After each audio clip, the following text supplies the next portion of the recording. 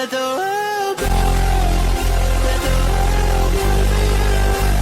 This is how it always was. Hey, if I can have you, then no one can. Let the world go.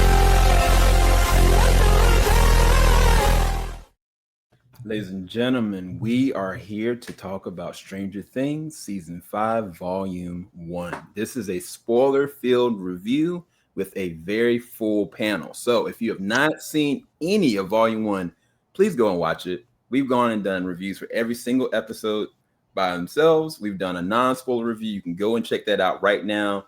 If you want to go and check out some of those reactions, also on Bizzy Braun Reactions as well. So go and check all that out and then come right back because we are about to go and dive deep into this. So I'm going to bring the panelists in right now. First up, Ronan and Chain. What's going on, brother? I'm good, man. I'm not burning, but I'm good. This first volume is something else, and can't wait to dive into it. It's a lot to talk about. Next up, Bizzy Braun Reactions. What's up, Bizzy? This is a lot, bro. I can't wait to talk about it. Yes, sir. Yes, sir. Next on deck, we got Jarrell's Alexandria. Yep. I got a lot to say, and we can finally get to the specifics. And we definitely need to have a specific conversation about that opening song as well. But other than that, yeah, I'm ready. And we have other panelists coming, but last but not least, the Siren of Thorns. What's going on? Not too much. Hey, have you noticed how much one looks like Ivan? I will play this intro again. I swear to goodness. I will play it. No, I'm super excited for us to actually get into the nitty gritty about Volume 1. There was a lot to digest, so I hope everyone is up to date on all of their watchings, including going all the way back to Season 1, or at least catching up on some spoilers on YouTube. That's fair enough. As absolutely a fact. We have one of the panelists that's going to be showing up a little late. I'm not going to reveal who that is. They'll come when they come. So first thing I want you guys to do is let me know what were your, I guess in 30 seconds, what were your impressions of Volume 1? Coming, because I mean, technically we've had to wait 3 years since Season 4. Some of us just started to watch this. I'm not going to throw any names in there, but the rest of us, majority, have been waiting 3 years for this to come. And so how did you guys, what's your feeling on it? And I'll let Bizzy go first. What was your feelings on Volume 1, Season 4? So again, extremely overwhelming at times. The first 3 episodes, although they were good, I don't think it compares to what we got with episode 4. And I think that kind of like lays the groundwork for what's to come, considering that, you know, they kind of hyped up specific character, if you will.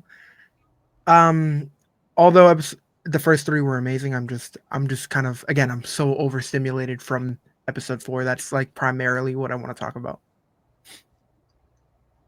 Thank you, Bizzy. Ronan, what was your brief impressions of Volume 1? I think it's a good reintroduction back to the show after years of, I don't want to say hiatus, but just not being on any platform to watch. And I like that the first episode was just great to get back into the rhythm and see where the characters are at and how different and yet similar they are from where we left them. And I think episode 2 was a building up episode, and then 3 was awesome, and 4 went nuclear. But I appreciate that in each episode there was some wholesome character moments that don't have to do with explosions and the D&D reference or Vecna or whatever. It was just like the characters being there for each other, regardless of dynamics or relationship. No, that's fair. That's fair. Jarrell, what was your brief impressions of? Move this so you can see him. I guess I'm kind of 2 spots with it. On one hand, I think overall it was a great time. Episodes 1 through 4. That being said, though, there were a lot of flaws or red flags that I just noticed just in general. And that's concerning. And I thought that the 4th episode was the weakest one so far, at least overall anyway. So I'm kind of at a weird spot with it where it's like I'm on the sugar high, but there's just some concerns. That's fair. Last but not least, Siren, what was your impressions of it? I think the fourth episode was the one kind of for the ages because it's going to do the same type of pick up, put down as it, kind of like the crescendo pieces. Like we had to be left on a cliffhanger. They couldn't give us everything right then and there. I like how the regular lead up that it seems to happen within any season is something kind of light-ish. Like we open up with them and everyone is just in their bag. Like they've all become experts in their own right of something they never wanted at all. Like Mike has stepped up and become a full-on leader, as we can see with him and Holly. And Holly has also become a player character in her own regard. Like she's not just running away scared. Love that. Max is back and just as much of a badass. Lucas is her lifeline. Like, I'm liking it. No, that's fair. I mean, honestly, for me, I think I didn't know what to expect. I just kind of tailored my expectations to hope that, they would conclude the story without pigeonholing us or leading us to a different direction. But I feel like, at least from the framings of what I've seen so far, it is going to answer all the questions that we've had. And I think that's the biggest proponent that is exciting to me. I think that there's a lot of like holes that are still there, specifically with the mind flare, specifically with Henry. That's regardless if you've looked at the play or not or know about it.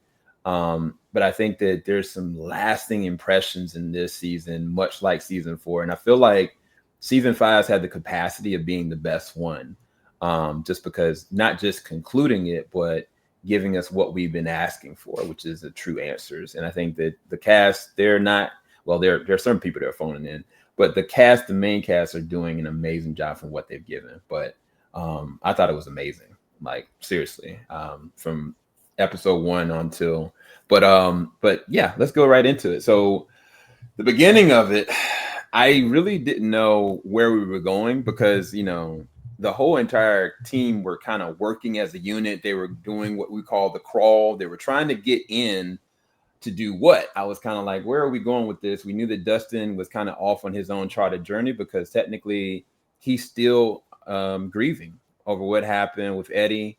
And so the team was a fine unit, but at the same time, you knew that there was something coming and you didn't know kind of what the direction of it was going to be.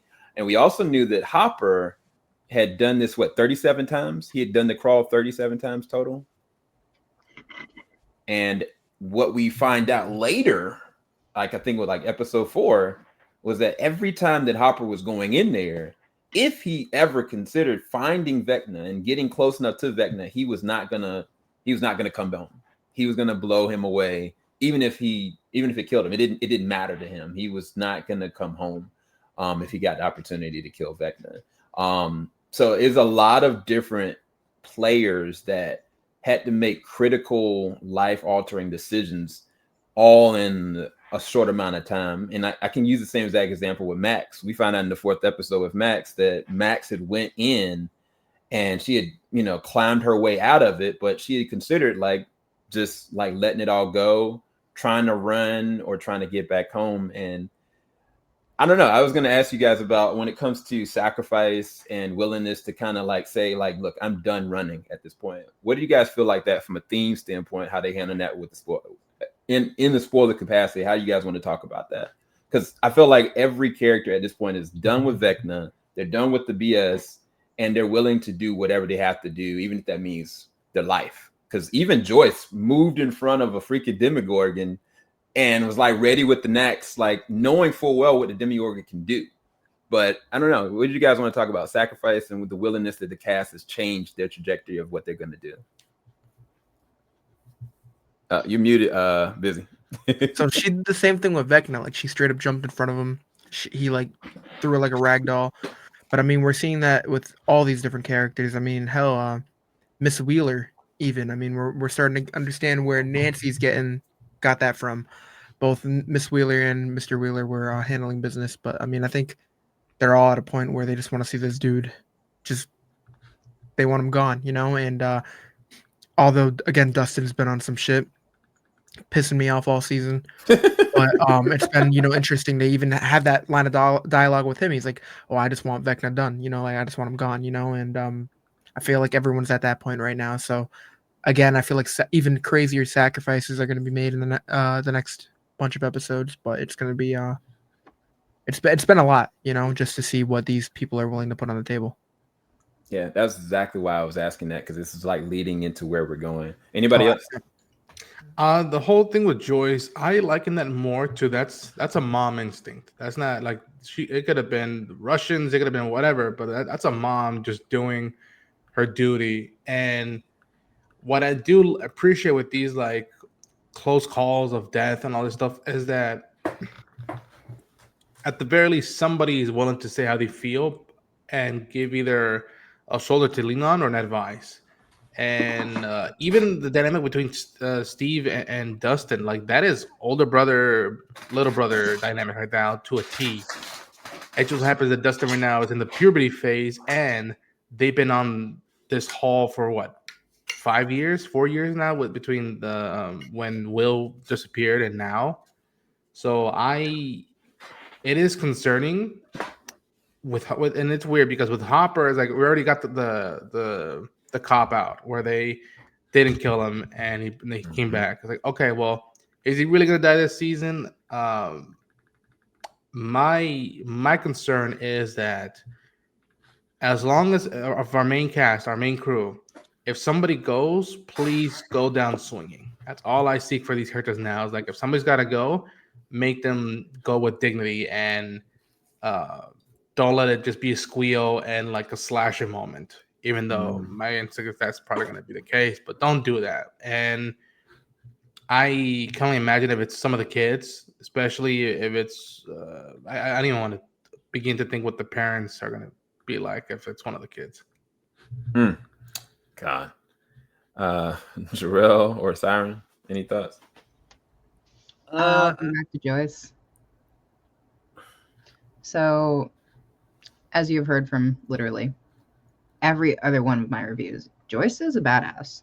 Always has been. Will has to get it from somewhere, though. Like, she just jumps into the face of danger. She's done it to go to Russia to get Hopper. She didn't bat an eye about getting, what was it, 47,000 USD to, give to this weirdo with a semi-broken plane, Yuri, who inevitably, of course, backstabbed. Yep. And then to also stand side by side with the one who could have sent Hopper back without costing any money for that, Antonov, and Yuri, we'll call him the miser, because Yuri's not on anybody's side. He's just like, money, yes, then more money, also yes, but then she still, while being in a tied up state with a man who cares for nothing but the greenbacks and peanut butter, apparently, actively got her can't really call Murray hands-off partner to be hands-on, but in this situation, he was very, very concerned about being hands-on because he'd only ever versed one other person in hand-to-hand combat. And, with her push, she kind of got him up and going, and then she was also up and going, like broken pieces of glass to cut the ropes. Like, she's just a badass.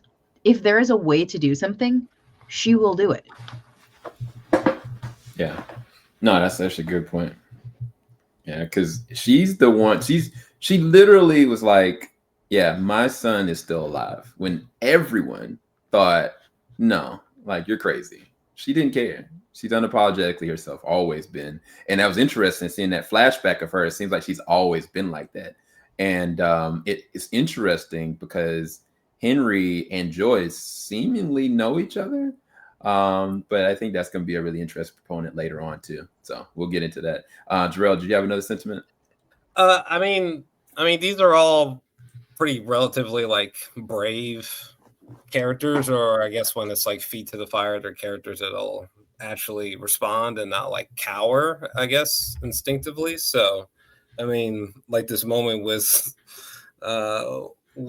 Joyce screaming at the Demogorgon with the axe. I mean, there's also the thing that like she really didn't have any other choice outside of like just cowardice. So they're all pretty bold, brave characters, which is probably a meditation or something for the audience to be, braver in their lives and whatnot. But that's mostly what comes to mind.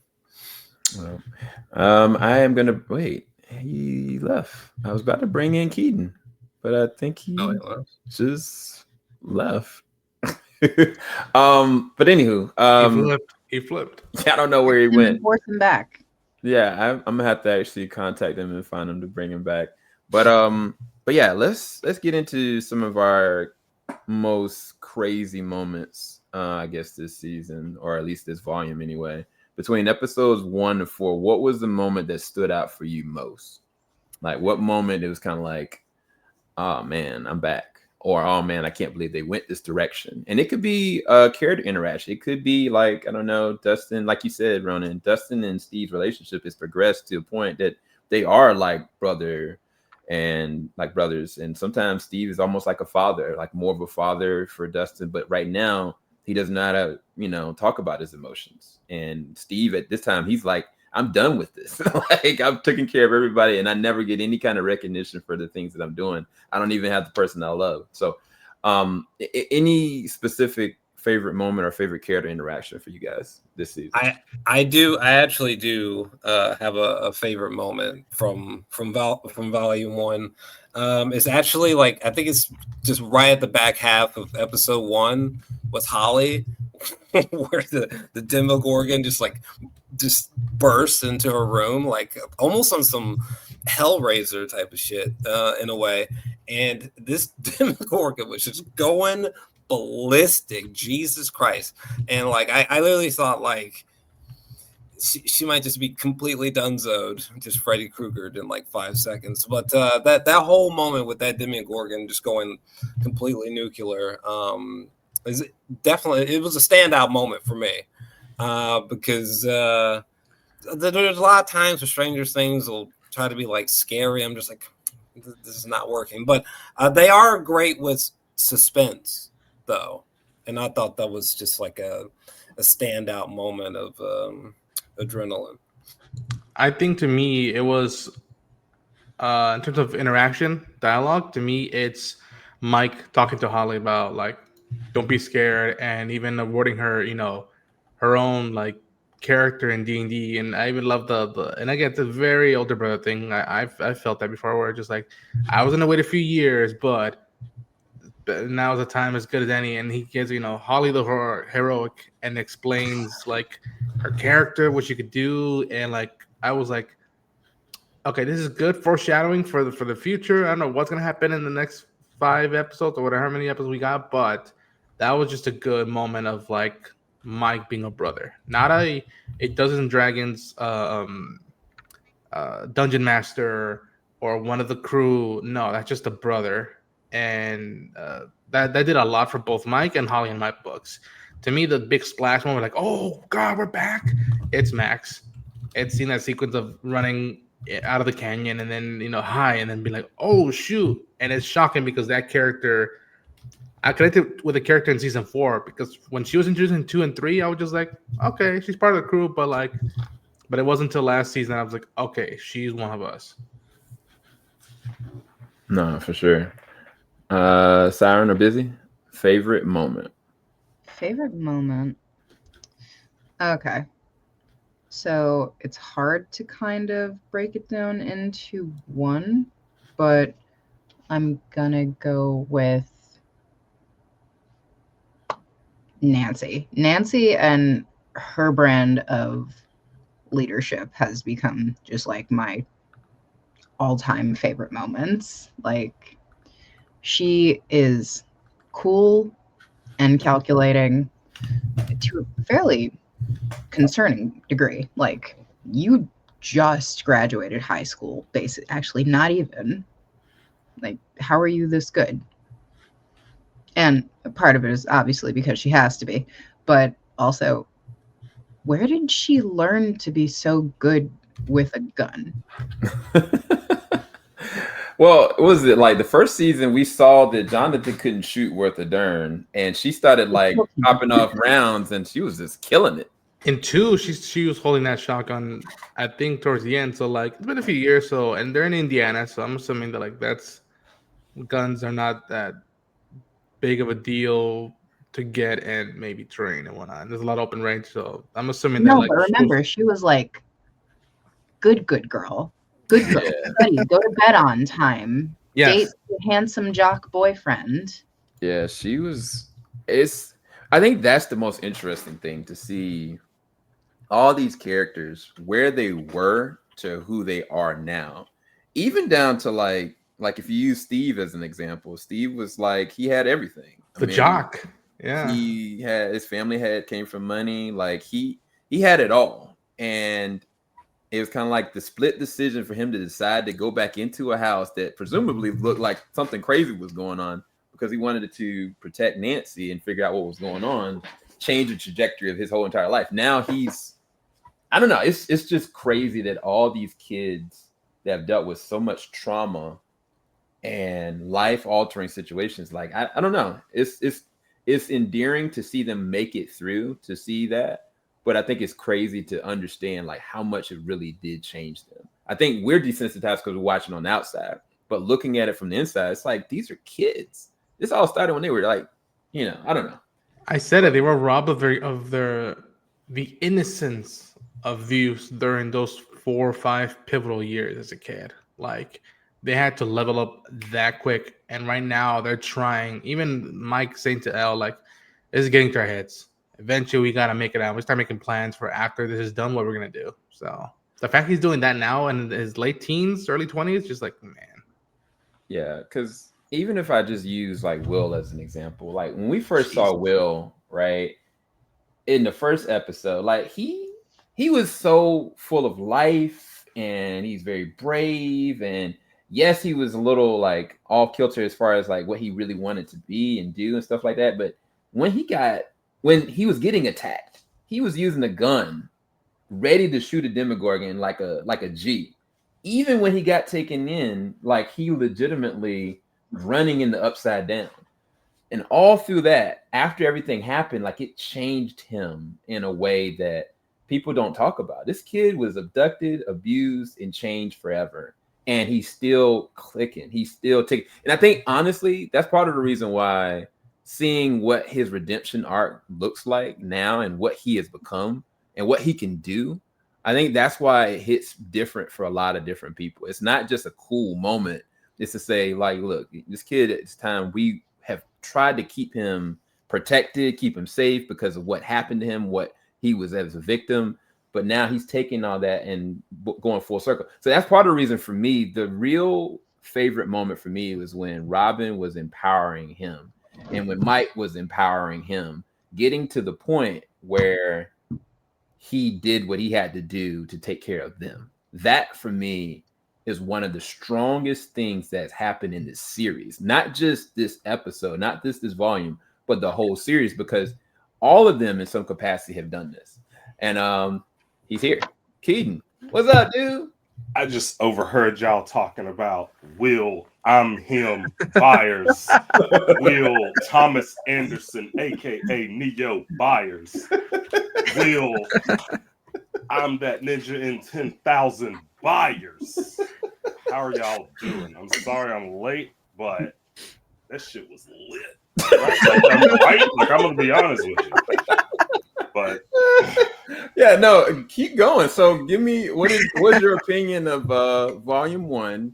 Real brief overview of your opinion on volume 1. And then the other thing about it that we talked about was, you know, all these kids and all these people that are in this at this point now. It's like make or break, do or die. I'm willing to sacrifice it all. So, all right.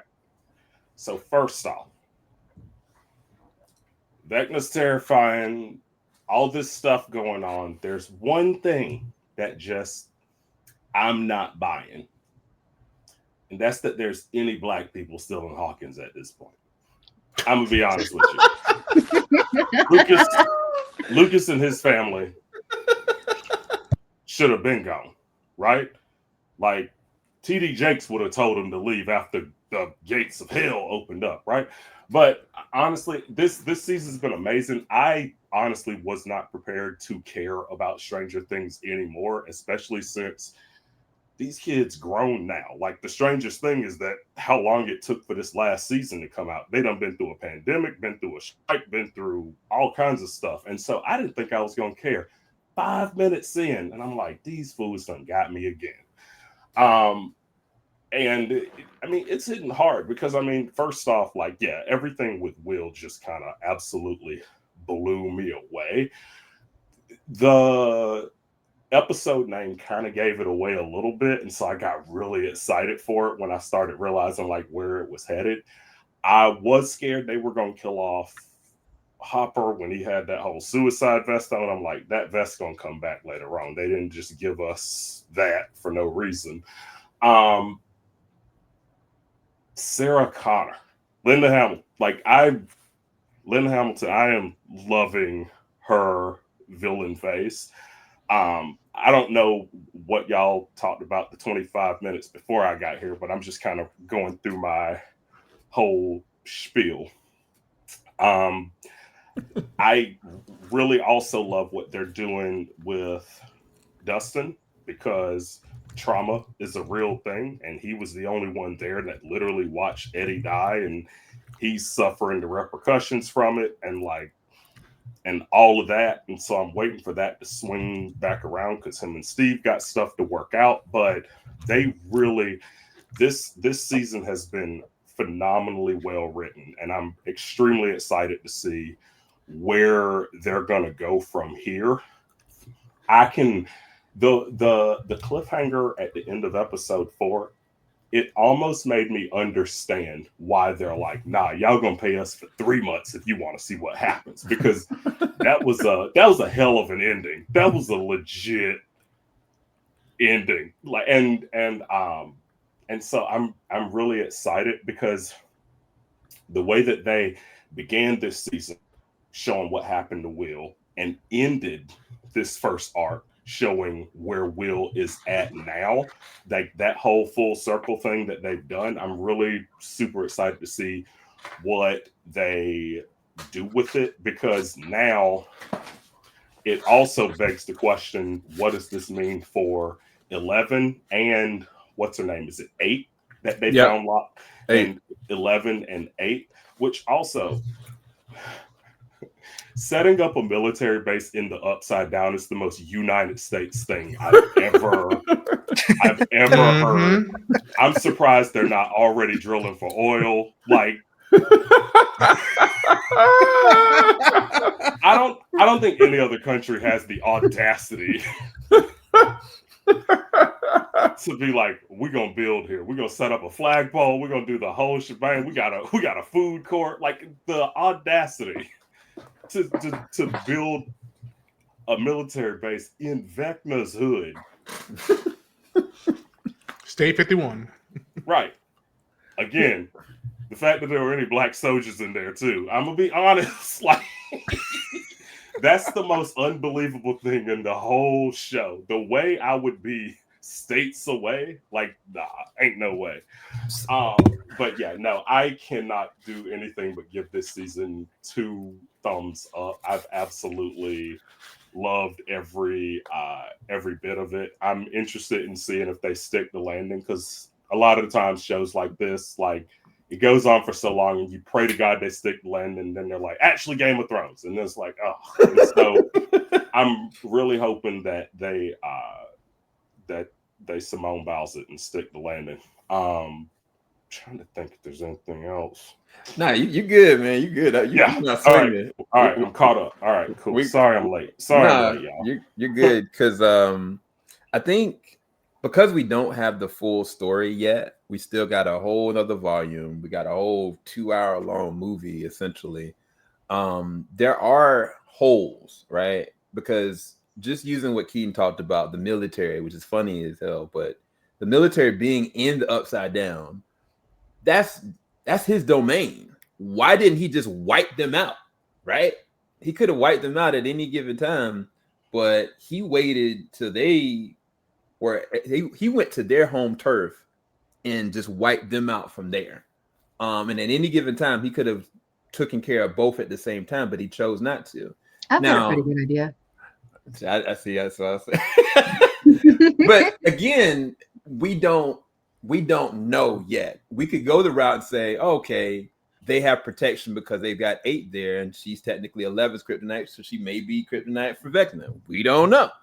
Or he's got this all completely planned, because he's like, I'm pulling the strings. I know what I want. I want y'all to be busy doing what y'all think y'all need to do, and I'm going to do what I'm about to do. It's just, we don't know, but it could be looked at or perceived that this is a whole from a story standpoint, because we don't know how this is self-fulfilled, even down to the mind flayer and who's really running the ship, right? One of the big keys, I think it was like season 2 or season 3, where Dustin was talking about, it might have been season 4, where Dustin was talking about Vecna, that Vecna is considered to be the general as opposed to being the person running the show. That would allude that you got somebody else that's spinning all this. And we know that, even just Vecna or Henry going to the cave area terrified, we don't know why this man was terrified. But I mean, somebody that has that much control, he's got to be answering to somebody. So I think that there's a lot of different gaps and holes. I think it's intentional, but it's kind of, as critics and journalists, we have to bring it up. But I think it's constructive criticism to kind of talk about it, and at the same time, like, give our thoughts and threads with that. But yeah, Siren. Real quick. Did y'all already talk about Mrs. Wheeler? Oh no, because she, if that's your Karen, she's a G. All right, look. The only Karen that would be an MVP. She's a G. She said this is a non-smoking house, but that does not mean it is a smoke-free area. The way that she represented came from underwater with the wine bottle. I ain't gonna front. I clutched my pearls. I could not believe it. Now, Mr. Wheeler, he can die slow, whatever. Like, he been trash. But seeing her come through and she's like, I don't care if it's a Demogorgon, Lakers in 5. Like, the way that she was right there, like, it is what it is. If I die, I die. Like, I ain't gonna front. Real MVP for real. I need her to make it through this. Mr. That was some Wheeler, Ripley vibes right there. Yeah. Like she was like, fine, smoke it is. Like, I just, yeah. I have to say this Karen moment, it's God, how can I put this? Like, in the moment, I was like, Jesus Christ, this is like one of the greatest moments that have ever happened on this show. This is like one of the hardest things that they could have happened. But, however, this concept and what the father, the dad, right? He also got pieced up as well. He got put into a coma, right? I just feel like the concept of Karen and the husband, like, clearly they're gonna live from this vicious attack, is one of the dumbest, most outrageous. Now, listen, I'm not saying like I wanted her to die or something. We don't know if they're gonna live through this. Hold on, they're obviously going to. But why? They would have been dead already, and they ain't got the balls. I would have, but that's a different story. I'm just saying, like, it just would have had way more weight. It would have been way more like something for me to celebrate if they hadn't went this like MCU route. Wait, did you say celebrate? Huh? You said celebrate? I know you didn't just say that. I know mean, you like, didn't just say that. I'm saying, like, if she would have died, like, yes, Is this obviously not enough? Is this not No. enough? All right, What more did you want, bro? that picture right there.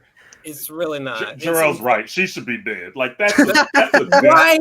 I'm Like, telling y'all, right. how she nah. supposed to survive these wounds? Y'all nah. crazy. And this is the 80s. Healthcare won't even on that level. Like You know what's the sad part? It's making it worse. The pictures Like- making it worse. Them like- one of these Demogorgons take out like a whole league of like Russian soldiers or some shit. like right. Like- Like she looked like a RoboCop victim. Like nah, she should be like this is the 80s. Like nah, that much blood. Like look at Bro, yeah. she got stabbed in her side, right? Didn't she get Yeah. stabbed in her side or Yeah. something? Yeah, Like, y'all I are mean, assuming that she's gonna live. she's gonna Bro. live. She was a Come on. necessary plot point. You do have to give the bearings to that because we needed to know about Henry one. Well, I Vecna. mean, like Sam's talking about, so we don't know if she's gonna live. For God's sakes, we already got a scene of her like in the hospital bed, like. Listen, like, she's like, probably gonna die crying, from that. like- You can't exist very long on 80s styled healthcare while Right. you've got gashes in your body. So Right. we'll probably get that heroic end for her. But she did one final justice. She couldn't speak, so she wrote. Right. And we may never see her again. Like it might literally just fade out. What's more tragic is that the lead up to both Mr. and Miss Wheeler almost getting sushi'd is that there was a hint of like potential divorce. Like when Holly went downstairs and saw them, she's drinking. He's just like, I want to play golf. Like you think that they were gonna split, the family was gonna split right there. And I listen, I really, yeah, that's the thing. Like by this point, I thought she was dead, and like maybe they're demanding some suspension of disbelief from me, but I at the very least appreciate that she got that moment because she's always been a cool character, even though she's not a main character, and I'm really interested to see if they do live, what does that mean for the family? If that potential divorce just gets brushed away, or what does that do now to Nancy, Mike, and Holly going forward? They're going to be taking definitely care gonna of split. Holly. Like she's not going to be okay. We have to look at that. Yeah.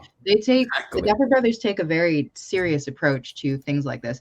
Even if somebody isn't dying, if they didn't magically fix Max, her eyes weren't fixed, her bones weren't fixed, her body wasn't, horribly disfigured just because, Henry went through a window with a couple shotgun shells in his chest and also flambéed.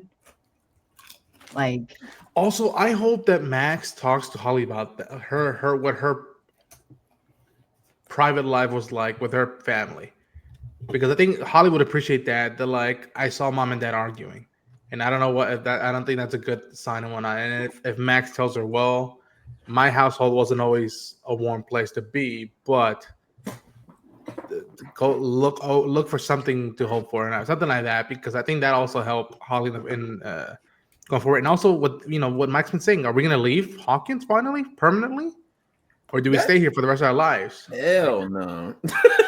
I'm like with Keaton. What are y'all talking? The moment that season 4 ended, everybody should have gone. The military couldn't have kept me in there. I would have been. They out. said ain't get the no kids way. out. You won't find them. Vecna won't be that strong if they go away.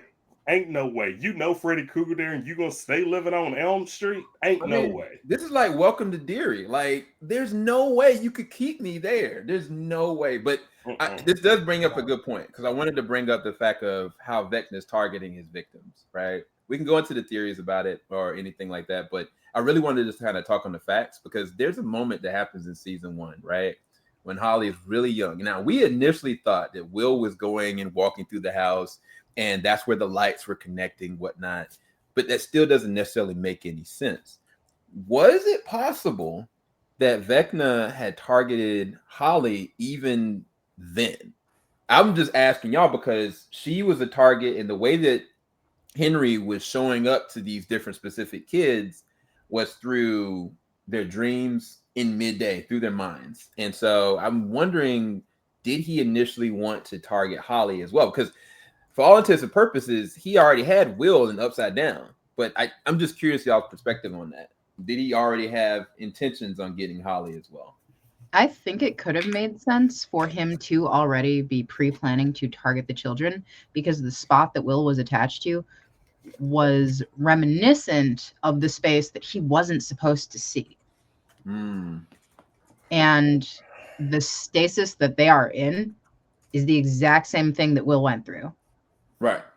So the only thing that really stopped the Demogorgon necessarily was the fact that it was the wrong time. They are so weak when it comes to any form of lighting from inside, lighting from outside. They're bitches when it comes to that. Like, they can't handle it. You flash a flashlight on them and it hurts them. It's like, yes, you are the epitome of darkness and shadow, but you suck with the nightlight. So like, I'm seeing what I have to do. Like, That is funny as hell. The nightlight. But yeah, as far as how they even handled Vecna this season, how they kind of kept him in the shadows for a long cinematic. I mean, technically, season 4, he got whooped up on. He got whooped up on in his mind. They went into his space, burned him, shot him. You know, like, the man came back bulked up and coming for everybody. Like, he spared no expense for anybody at all, and he's not even gotten started yet. So I was curious y'all perspective on Vecna this season and kind of how he's moving a little differently from season 4. he had to take into account that he's not infallible, and I think that going all the way back to when he originally got bitched by 11, like, he had to realize he wasn't infallible then, which is why he turned himself into, a fire victim, basically. Like, remember, when we saw him, when he first saw the mind flare, he had one eye and did not look like an overdone chicken nugget. And then he came back looking extra crispy with... He sprayed asbestos in his eyes. He was just completely blind. It's just like, what did you do to yourself? Could you not have become this, OP character without doing all that? Like, and also, if you're gonna fortify yourself against who is, like 10 years old, let's be honest, children, which is also what he's attracted to. Weird. Anyway. Oh yeah, that fits the motif really well. Not Vecna under Epstein files. No. Bubba? No. Oh, no. Uh-oh. Getting back to it. I'm sorry. Uh-oh.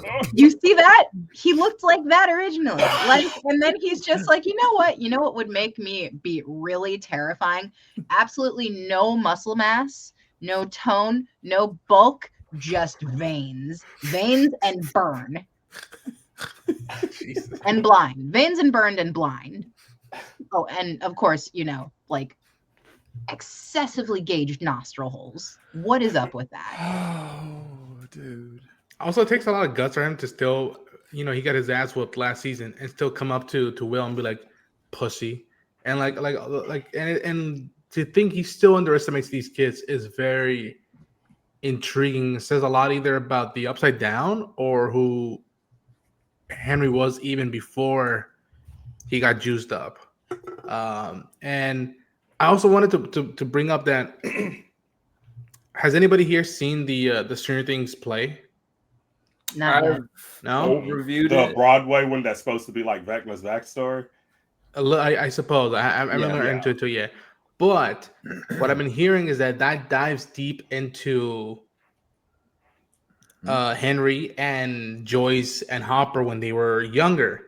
Mm-hmm. And again, we got a hint of Mac being like, whoa, I saw Joyce from Heather's in the hallway with Steve's dad. And what does this mean and so I've been hearing people saying that does the play kind of ruin the spoil stuff for the finale, or is there pieces from that play itself that aren't fully shown that might play a hand in this concluding chapter of the story? Yes. Sam, what are you doing? Without spoiling I'm it, Vecna, obviously. what in the hell? No, I was 'cause like, now, I was looking at the picture and like he's still got eyes, but he made it a point to basically enlarge his skull so that his eyes sit back further. Why? Manicure or pedicure, whatever you want to call it. Like you, fashion, fucked up fashion. Homie did not like, as dark as the upside down is, he still didn't believe in sunscreen. Like, I don't know how that happened. Like, oh my god, bro. He said, "Make me the most disappointing version of the crispiest cut of meat that you can. Like, just burn me." he was a huge fan of Tales from the Crypt. No, He's he's like, not that's- allowed to do that. That's mine. Oh, okay. All right. I'm sorry. No, Nah, thanks. I gotta. I'm sorry. I gotta roll. My kids are yelling in the other room. Crispy chicken nugget is wow. Look at that. Look at that. He looks like he came straight from McDonald's. Keaton, what was your conclusion on the season, man? What was your final thoughts on the season, and what do you rate it? These first 4 episodes, I definitely give it an A. They did a really good job, like wrapping up these first 4 episodes. So I'm not like, I'm definitely on the edge of my seat and excited to see what happens next. But at the same time, I feel like they did it in a really good way, where it's like, oh hell yeah! Like I'm not terrified. Like so yeah, I'm really interested in seeing what they do with it, and I'm really wondering how they're going to end this show. Like, is it going to be the happy-go-lucky 80s, or are they going to like Red Dawn the hell out of it? And so I'm really interested in seeing what they do with it. Also, the music is still so damn good. Like they've been cooking. But yeah, I give it an A. And yeah, hey, thumbs up. All right, Keaton, thanks for showing up, man. Yes, sorry I can't stay longer. Love y'all. Take care. All right, brother. See ya, Keaton. Later. Dude. Bye, Keaton. But yeah, no, I wanted to bring up Vecna just because I was just curious y'all's perspective on kind of how he's moving. I do know there are a lot of threads within the play that they have not divulged yet, and I'm pretty sure a lot of that's going to go and play a big role in the volume 2. But I mean, I definitely want to talk about Max and Will, and I was curious y'all's perspective on specifically Max, because Max went through it. She went through hell, and we didn't necessarily know. We knew that 11 was the reason why she was technically still mentally alive, but we didn't know what's been happening to her up until this point. And then as far as with Will, we've known since season 2 that Will had a connection because of what happened to him within the Upside Down, of course, with the Mind Flayer invading his body. But even after that, he was drawing, to see where the different areas were underneath the grounds. He was always connected at some point to the Mind Flayer. So now this season, he's in direct contact with Demogorgons again. He's in direct contact with Vecna. And now that is shifted where he's going to be in his trajectory of his character. But I was going to ask y'all's perspective on Max and Will and kind of how y'all feel like they handled those story threads. Man, about it. Go ahead. Well, can I just say the first thing that comes to mind, unfortunately, is that when I can't even remember. It was like the bookend of one of these episodes, but when we see Max return in the woods, and admittedly, I haven't rewatched the episode in 4K or something, so maybe it looks way better when I rewatch it. But initially, when she just appears in the woods, it's almost like meant to be like a positive jump scare in a way, where the audience is like, "Oh my god!" Like it literally looked as if she had been Chat GPT just generated her, or if Sora just generated her. There's something about the brightness or the contrast, something with the color palette, something was just way off. So I just remember just being like Jesus Christ, it's like she just materialized out of. Dude, you talking about this picture right here? Yes, there's a moment right here. where she What was kneels that? down, it looks like, and again, I don't think it is VFX or whatnot, but maybe it was the lens or whatever. It looked like Maybe. they had CG'd something around her or Right. her. Like It I looked loved it. The rough. moment was still there for me, but I noticed and I was just like, why did that feel Yeah. funky? It was rough for me. I'm not gonna lie. I mean, it's cool. Like, yay, she's back. Yay. Yeah, that surprise, was but- the end of episode 3 for context. Yeah. Oh, was it? Okay. Yeah. Yeah. I like it though. It kind of feeds into the idea that Max is not fully there. Like she exists A version of through- her. Right. Yeah, through Vecna's memories Sure. as well as Eleven's memories. Sure. But yeah, I guess I noticed that I saw somebody reaction and be like, why did they CG Sadie sink into that? And I was just like, I don't think they did. It was just either something with the lens, the camera, or the don't lighting. know. Something was off, but like I noticed it, but I was like, it didn't take away the punch. Like I was just like, holy shit, what does this mean? ... Yeah, I'm not gonna lie, it didn't bother me at all. I mean, I barely. Just the fact was for me is I was trying to figure out who the hell it actually was. Like I was like, who is it that this little girl Holly is following around? Is Vecna messing with this girl's mind? Is she playing games with this little girl? I truly didn't know. So it was a good surprise for me. Yeah. Just the fact that it was a friend. So for me, that wasn't really that deep. I really could care less about that. But that was just me. That's fair. I would also just say, just to throw it out there, we gotta get specific. And like all these sequences, like in the woods, or even that mansion, right? A huge mansion with Holly and Max now in the woods, and From last Vecna season, yeah, is overseeing these sequences. Look, I mean, I feel like a lot of dialogue was pretty rough. These are not sequences that I'm crazy about, unfortunately. I can get a little bit more specific in a bit, but yeah, these sequences in particular, I was just like, can we kind of just hurl it? I mean, I know that other fans will be way more like emotive to these sequences and way more sensitive, but for me, I was just like, a lot of this feels bizarrely like heavy green screen again, ironically, and it's just like the dialogue is pretty hammy, or just a lot of exposition. The exposition is at a peak this season, but yeah, just had to throw that out there. I've been hearing some constructive criticism that that some of the dialogue is a little off, choppy. Some of the jokes don't land. But I'll say this: in terms of using a location, a set, and something that we've been familiar and has been now, I think, like idolized now as a moment, a big part of what makes this show great.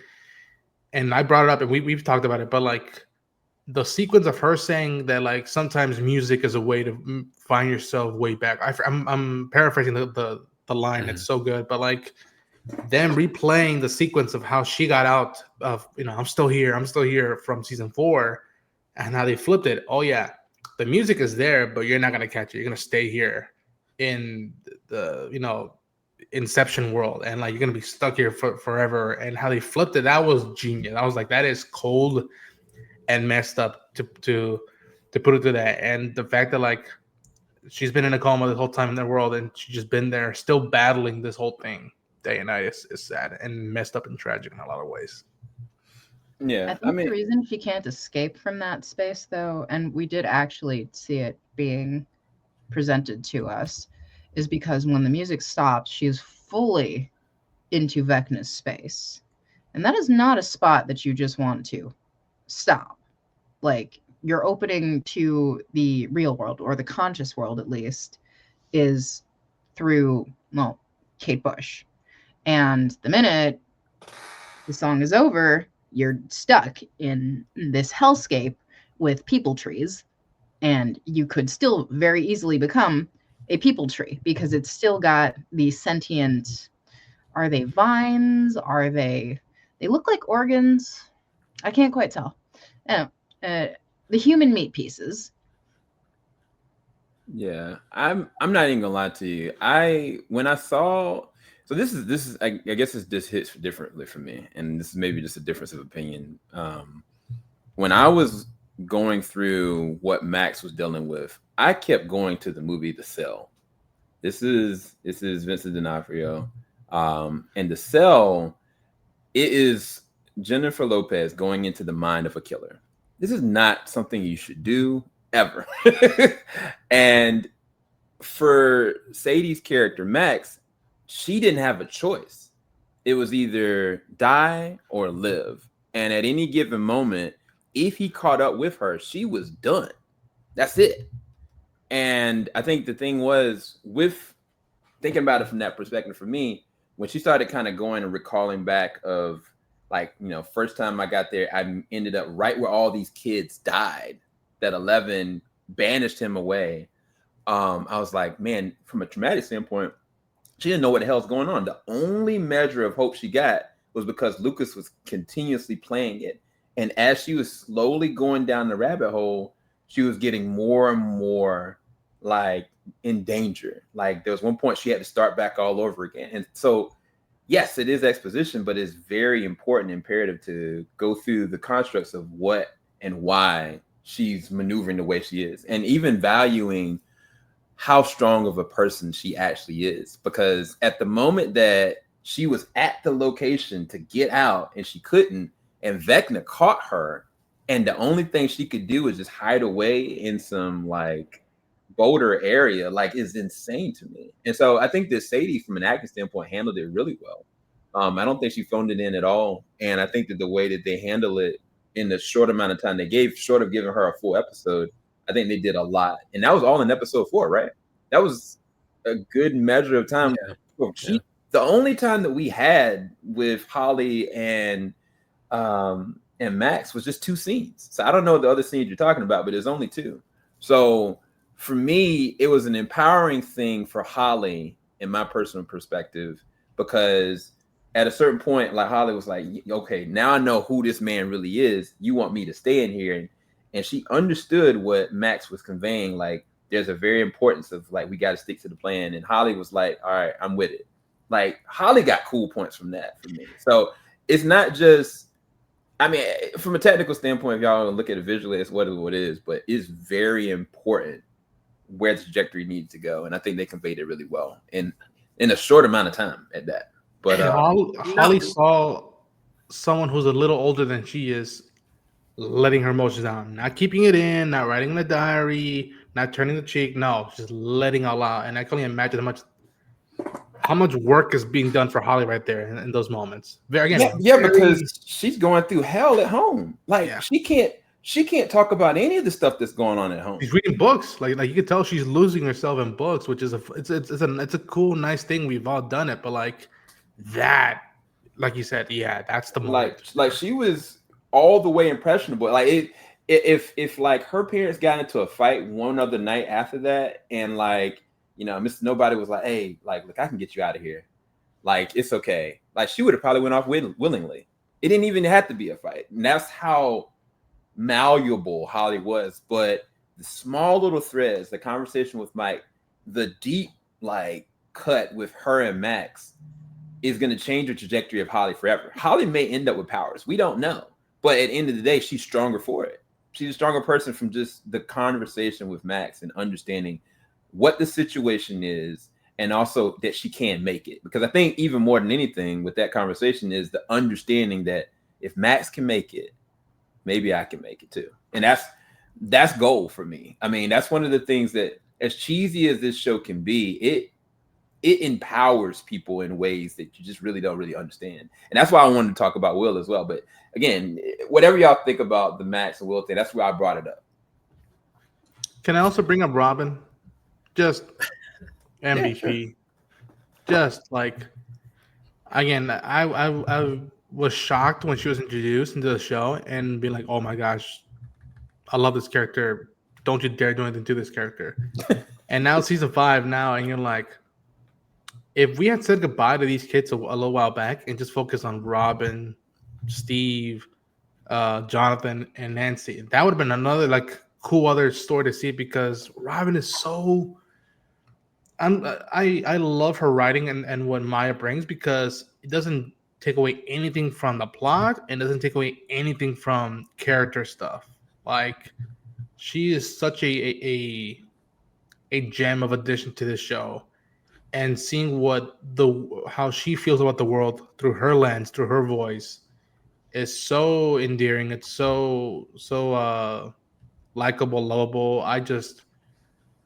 And again, we've been following the main kids since 2015 or whenever the show dropped. But if we lose Robin, that would really break my heart because I'm like, what a gem of a character that, in her own way, and even at one point she admits, like, yeah, the way I behave sometimes I don't take everything or respond to the basic way when she was talking to Joyce, and I just love what she's been giving Will, what she's been trying to do with her own life in the midst of all this, and what she gives to the team in terms of helping with the tools and almost an administrative level, if you will. I just wanted to give Maya some flowers to her, and really about us to the different brothers. If you don't you dare kill her off, like don't do that to me. You know, I think that's interesting. I was going to ask Siren about this because we never talked about when her character got introduced. Because when we first see her, she just hates her job. She's bored as hell. She actually seems really moody. But when she gets introduced to Steve, to Dustin, to this crew, like at this point now, like she is the life of the party. Like she is literally full of just hope. Like she is, I don't see a negative bone in her. Like I try to look through some of her weaknesses. I see none. Like even if something actually did happen, even when everything was going down with Steve getting like thrown into the water and stuff, like she still stayed positive, upbeat. And maybe it's also a coping mechanism, her laughing, but she's never gone negative. She's never went down to the red zone. And that's crazy from when you meet her to her interacting with Steve and then that trajectory of her character going. And again, I brought this up, like the reason why I have a lot of confidence where this story is going to go is because the trajectory they handle characters in a short amount of time, in a season's time, like they can just make magic out of characters and their motivations and what changes them for the better and also for the worse too. But I'm glad you brought up Robin because she is such a positive light. She's crazy as hell, and she was. I thought Joyce was going to punch her in the face, but she's cool. And actually, the coding, she models a lot like Joyce. Actually, her and Joyce have a lot in common, which is why Will probably gravitates to her in a really good way. Listen, I should probably say this so that someone can say something positive and then they can save me. But now look. It does sound bad. I won't lie to you, because Maya Hawk, bless her heart, but I really don't like Robin. And I never really have liked Robin, unfortunately. But okay, hear me out though. Okay, you gotta see it through my perspective. All right, you can't accept it, but you gotta try to understand. I mean, for me, Robin, she's just so like. Sorry, I'm just flipping through my notes here. I took so many notes, but like there's this moment where she's like, she's trying to recover from like saying "dick" over and over again, or she's like talking about like the great escape, or it's just or just monologuing in general. Or somebody on Twitter was like, she's one of those people who will just be like, what the scallop, she's just a cornball to me. Like she's so just, even like in serious moments, like there was one moment where she's like consoling Will. It was just the two of them together. I think they were like in a tunnel or something, but just walking. But I mean, I appreciate that she's hold on. No. Well, hold on. I need to build in this. You guys can make this all rosy. No. I just want to clarify. Are you talking for about? Me, are you talking about the moment that she's encouraging Will to understand his emotional connection and state to his? I ain't gonna say just his sexuality, just his self his identity. Yeah. I'm not saying. Yeah, I'm not saying it's like a bad scene per se, but I Oh, just okay. don't. I was thought you gonna said say, Fred. No, I just don't particularly care for her character. That scene was fine. I thought it was pretty good actually. But it's just her character that I'm just not crazy about. For me, she's just like maybe a little bit annoying. She's just like this cornball. Like she's just very unserious for me. Every time she's on screen, I'm just like, lady, we are in the end game. Okay, we need to like. I'm ready to get going. These are like an hour, 25-minute, 2-hour long episode here. It's just like, Jesus Christ, I love you to death, but like, let's Lock let in. some of the, like let's let some of this darkness in. Okay, we're in the Deathly Hallows part of the story now. Like, we ain't got time for you to be like, what the scallop. The thing is that I don't think Robin's character can emote darkness, and I'll explain why. Probably not. A lot of people use cornball antics or outlandish sayings or manic laughter as coping mechanisms because they truthfully cannot manage the bad thoughts. Robin, as opposed to sitting with the bad thoughts, takes action, or she expresses to the best of her ability what she can about what she's feeling or how she felt or how she acted on something or why she acted on something. Like, at the end of the day, Robin can't necessarily seem to sit with Robin, so Robin does, as opposed to, And I don't think that's necessarily a bad thing. If it manifests itself in, oh, you guys, or, slipping at the most inopportune moment, or, a 30-second monologue of what they had for breakfast, which leads to them actually getting to the point of what they get to. Because you cannot deny that when Robin gets to the points that she's trying to get to, it makes sense. It locks in with the whole story. Yeah, Right. it enhances Yeah. why this is worth fighting for. It's those moments, those interactions. I'm like, all right, this is why we fight Vecna. Not just because they're the bad guys and we're the good guys. Like, no, this is worth fighting for, I think. Yeah, and I'm not denying that, like, because a lot of people will rush and give a defense of, like, she's helped so many characters in this situation or in this situation, or she's sort of like this beacon of light, and she makes people like feel warm and positive, and like there's absolutely nothing wrong with that. I just, it's the execution. You just don't like her character. Not particularly. It's the execution Okay. of the character, like her dialogue, her performance. Probably how like I feel about Dustin. I'm gonna give it a stack. Interesting. Nice. But yeah, it's more like that. It's just more so about like the execution of how her character's done. Especially, and she also came in late into the story. There's a whole other problem that we'll probably get to because people like love Derek, and that's probably not shocking. I don't like Derek, but there's just a lot of cuteness overload. I mean, That might be so. You might just not vibe with, like, the story was introduced as like an action horror, and there are still a lot of points where they're kind of sort of mirroring having normal kitty lives. Like, Eleven and Mike went on an actual date. Now, granted, she did smash somebody in the face with a skate. Well deserved, by the way, because how dare you speak ill of the perceived dead or dead? Like, you had something coming to you. Whether or not it was going to be 11 is completely out of our hands. But they are still kids. Even the big kids are still kids. Yeah. So they're doing the best they can. Like, I'm not going back for anyone in specifics, but yes. Damn. You earned that. You earned that. Sometimes just shutting up is the better opportune moment, girl. Jesus Christ. What was her name again? Becky? Sadie? Don't even remember. It doesn't even. But see, this moment right here, this picture right here, this picture is perfect example. Like this chick's name is Erica, right? Is that her name? Yeah, right? Lucas's Yeah, that's sister. Erica. Okay, like I don't mind Erica. She sort of is just like infectiously her personality is adorable.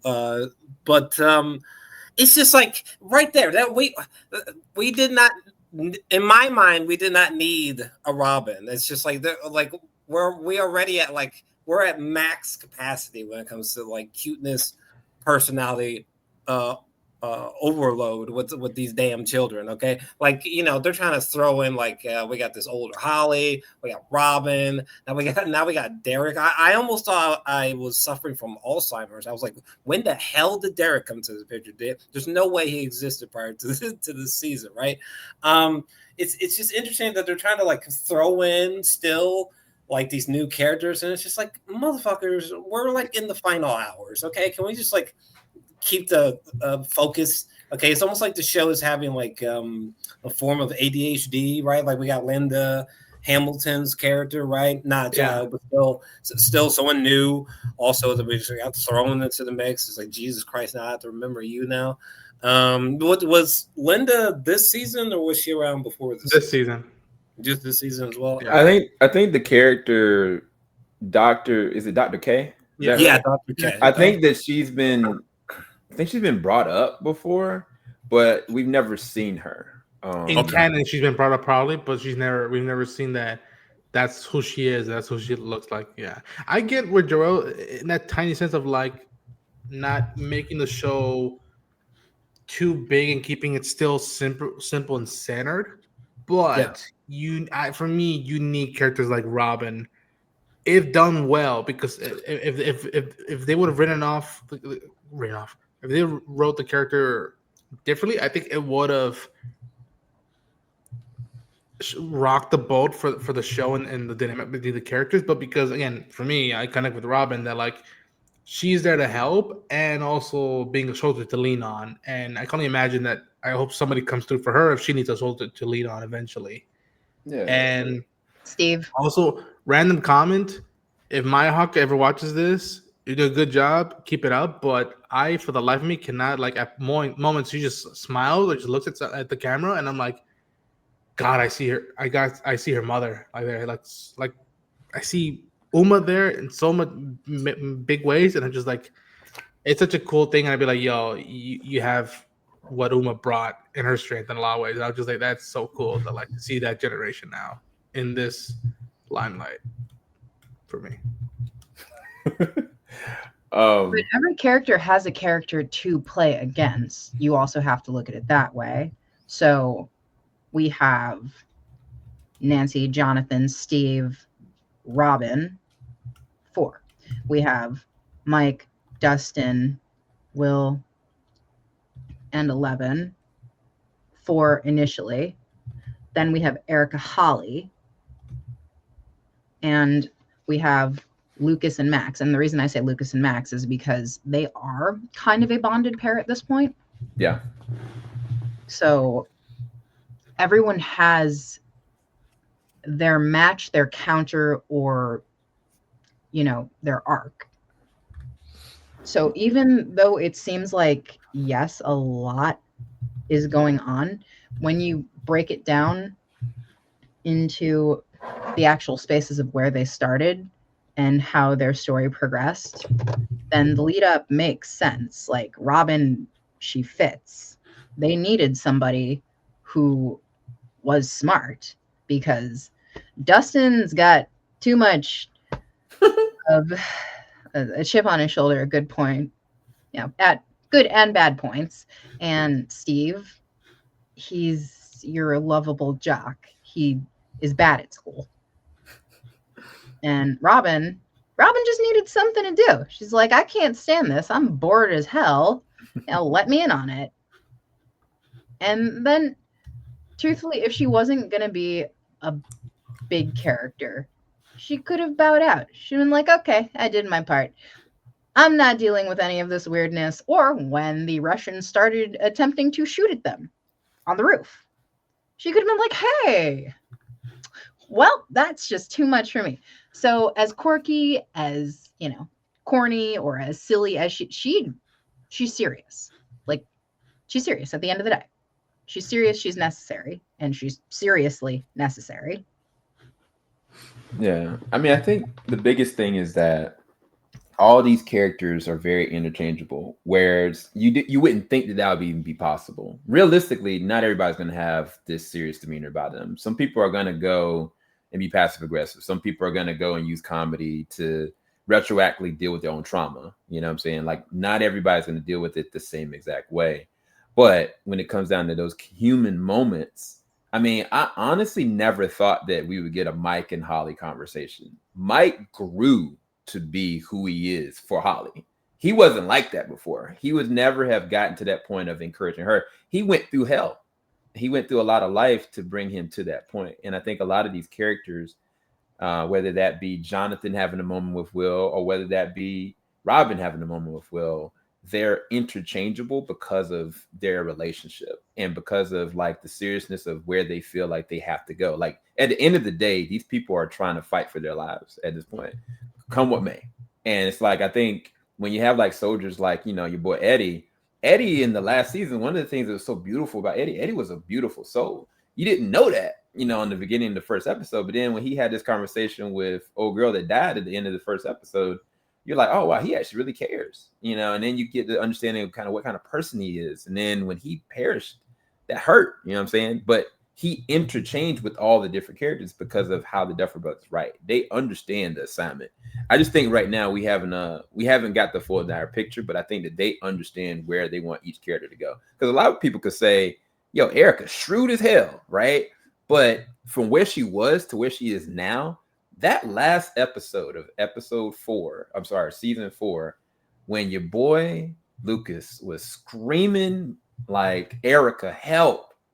That legit, I never forget that, because, you know, we know like they bicker all the time, but he was serious. He's like, Erica, call the hospital. Erica, help. Like, and she went and darted because she loves her brother and because she knows how serious the situation is. She's evolved because of the circumstance. And so I think all the different characters, regardless of where they're at, regardless if they're a new character, they have to deal with the circumstance. And I think that the other thing about it, the town themselves, like, all this stuff is a ripple effect for the newer generation and old generation. So it's like when you think about Holly, we think about Derek, when you think about like Erica, they're like the younger generation that's dealing with the circumstance and the fallout that happens from the first season. So when you have a series going on this long, it's going to happen. It's just, how do you weed these characters in? How do they work?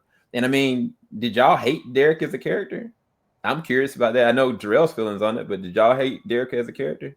No. He was noisy.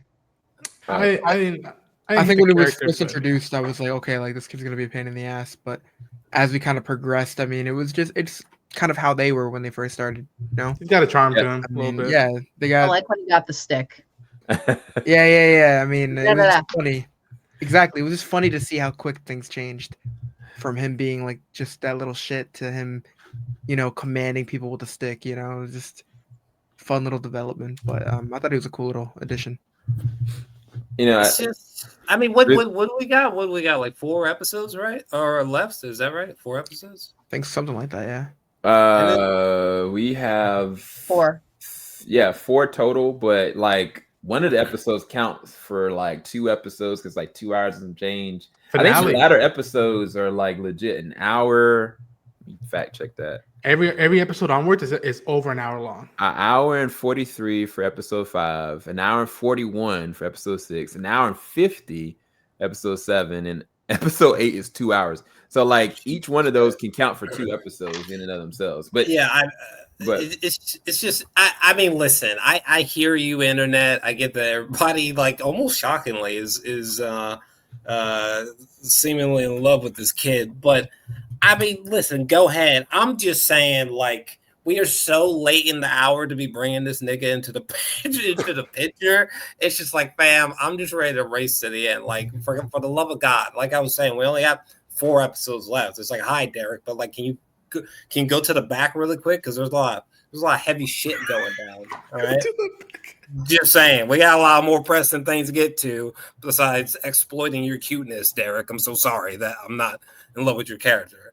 Derek, But America is into you, Derek. So I don't, fret not. Yeah, only reason why I bring up Derek is because, and I'm gonna be honest about this. When it's gonna be hard to say, in the first season with Lucas, right? I thought he was a G, like he was a rough rider, like he had his little slingshot, he was ready to go, right? But at a certain point, he got mad with Mike. Him and Mike started having this beef because of his relationship with 11. He didn't trust 11. I was like, yo, like Lucas, calm down. Like, what's going on? Why are you having such? I was kind of like, man, you really pressing this guy because he's honing in on your best friend's time. Like, I was like, leave 11 out of it. And I was getting irritated with Lucas because why are you, dealing with this the way he was?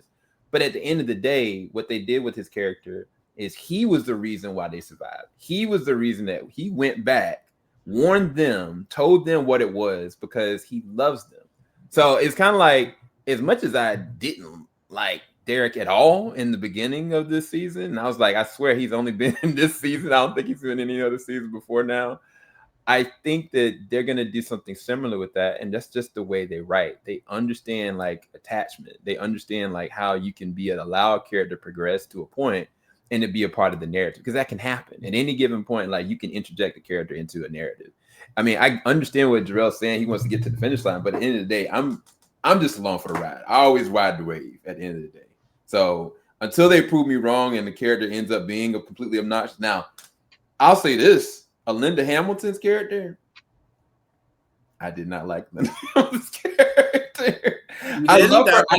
I love her, but I have no connection or emotional connection to her at all. I didn't like care for her. I didn't like her. And truth be told, I don't buy her. Like, I think if they had found a way of having her connected to Brenner or having her have some kind of exploit to being in 11's connection, like she feels pushed in. Like out of all the characters in season at this point, she feels just inserted. Like that she has this understanding of Vecna, the topology of how these different vines work. Like it seems like this character has been around for years, but I know nothing about him. But the thing I won't, that's how I feel right now. But until they prove me wrong, like until I know about the mind flare, until I know about her and how she knows 8, how she knows 11, has she been the person running the strings? I don't know. I just know right now it feels like she was just shoehorned in, and some of her line deliveries I didn't necessarily buy. But she's a good enough actress that she could win me over. It's just I'm not buying her character. That's how I feel. But I must see where they take it at the end of the day. But no, what you're saying is true. What you're saying is true, though, 1,000%. Like she's just like out of nowhere. Again, we only have so much time left on the clock. It's just like fuck, another new person that I'm supposed to like be like, oh my god, you're amazing. It's like no, like what we her scenes every time they come on, I'm just like, because they again. You put it perfectly. These feel very shoehorned into the story. It feels like could we not have conveyed the same information that her scenes are conveying just in a quicker, more efficient way? No. You know what's weird is that before, when she was cast into this final season, and seeing her her first photos as a character, I remember thinking, what a cool twist would be if she's one's mother. And Henry's, and she's been at this whole time, knows everything because she's trying, maybe not even supposed to save her son, but put an end to this.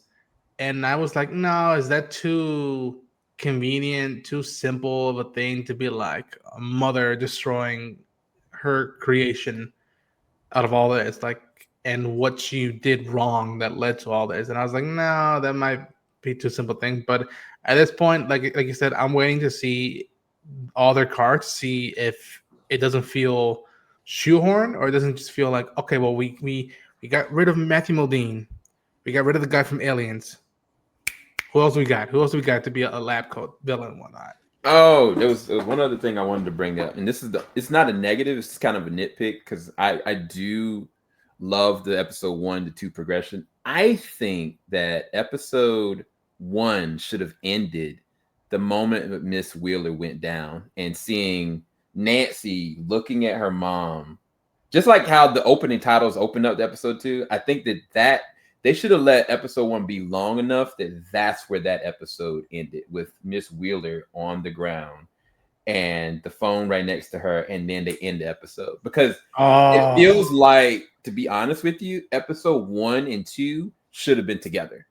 But I think the only way that could have worked is if they would have just let it end right there. But I think that they didn't want to do that because they didn't want to put everybody in a Debbie Downer. I think that they should have just let it end right there. That's the only nitpick that I have structurally with the season. Is that either one, the full episode 1 and 2 should have been together, or they cut it right at that moment, because I think that would have left this lasting impression, much like the episode 4 lasting impression. Everybody never would have forgot episode 1. But that's just me. That's my only nitpick from a structure standpoint. I can see that, because I said in my video, like, what I love about 2 has a hell of an opening. Has a hell of an opening where, like, Nancy just staring, you don't know if Miss Wheeler is gone or not. And then I think they cut the credits, and then we go to the hospital, like, okay, she's still breathing. Somehow, what is going to happen next? ... We'll watch the rest of the episode. Yeah. I think so. We got it early, obviously. I think the Duffer Brothers, in this regard, since we're talking about the tandem style, how the episodes lock really well together, these 3, was it the 3 or the 4 that were released? 4. So these 4 episodes, that just means that you streamline straight into the next one. So these episodes are being watched tandem style. So how we're viewing it might not be how everyone's seeing it. I mean, from Netflix standpoint, the way they kind of structured their style, like, it goes straight into the next episode unless a person says, "Screw it, I can't binge," you know. But I don't know. It's hard because most people watch Stranger Things, I would say, binging it. But then some people are just like, yeah, I'm watching this late. I'm gonna watch 1 episode or 2, and then I'm gonna cut off from there. So I think it kind of depends on the person and the dynamic. But most people, as soon as they drop, and I think that's probably another proponent of them doing like certain sections of it as opposed to the whole entire season. They want people to be completely locked in and invested. Because I thought from a financial standpoint, it makes more sense to separate it, but it may be that it's a lot to digest. This is a whole hell of a lot to digest, to be honest, but it's a good point. Anywho, let's go and kind of round this out. Where are we going? At this current point, we know that Holly and we know that Max have decided, all right, we're going to go with Max's plan. You stay in. What the hell does that mean? We know that at this point now, anybody that is connected to the Mind Flayer, he can be able to steal and use those abilities, including Vecna, whether that means he uses or commands Vecna's abilities, or he uses and commands a Demogorgon or Demidog. That is his ability. He doesn't have it in him inherently, but he can be able to use or siphon Vecna's abilities to control, which is why he had the ability of telekinesis, as well as being able to use the exact same move that Vecna did. And at this point, we know that 8 is now with 11, and I don't know how they use 8 as a kryptonite, is the way they put it, because I thought her powers were really just manipulation of like perception, like what you see, what you think you see. I don't know how. Amplification. Say it again. So she was hooked up to basically a giant EMP. Like if you take us back to the still of her with the electrodes attached to the sides of her heads. Okay. Head, not heads. Sorry. Oh, I see exactly what you're talking about now. Interesting. Oh, it also looks like they've got a pulsar through her neck. So they're siphoning her ability and pushing it out. I guess. Wait, how would this woman know how to do this? So we only know so much of Brenner's knowledge of how deep he got. We don't actually know like how he was working with 8 and the other children. Right. And the army did go in and, fuck up the working space. And we don't know if they actually took anything.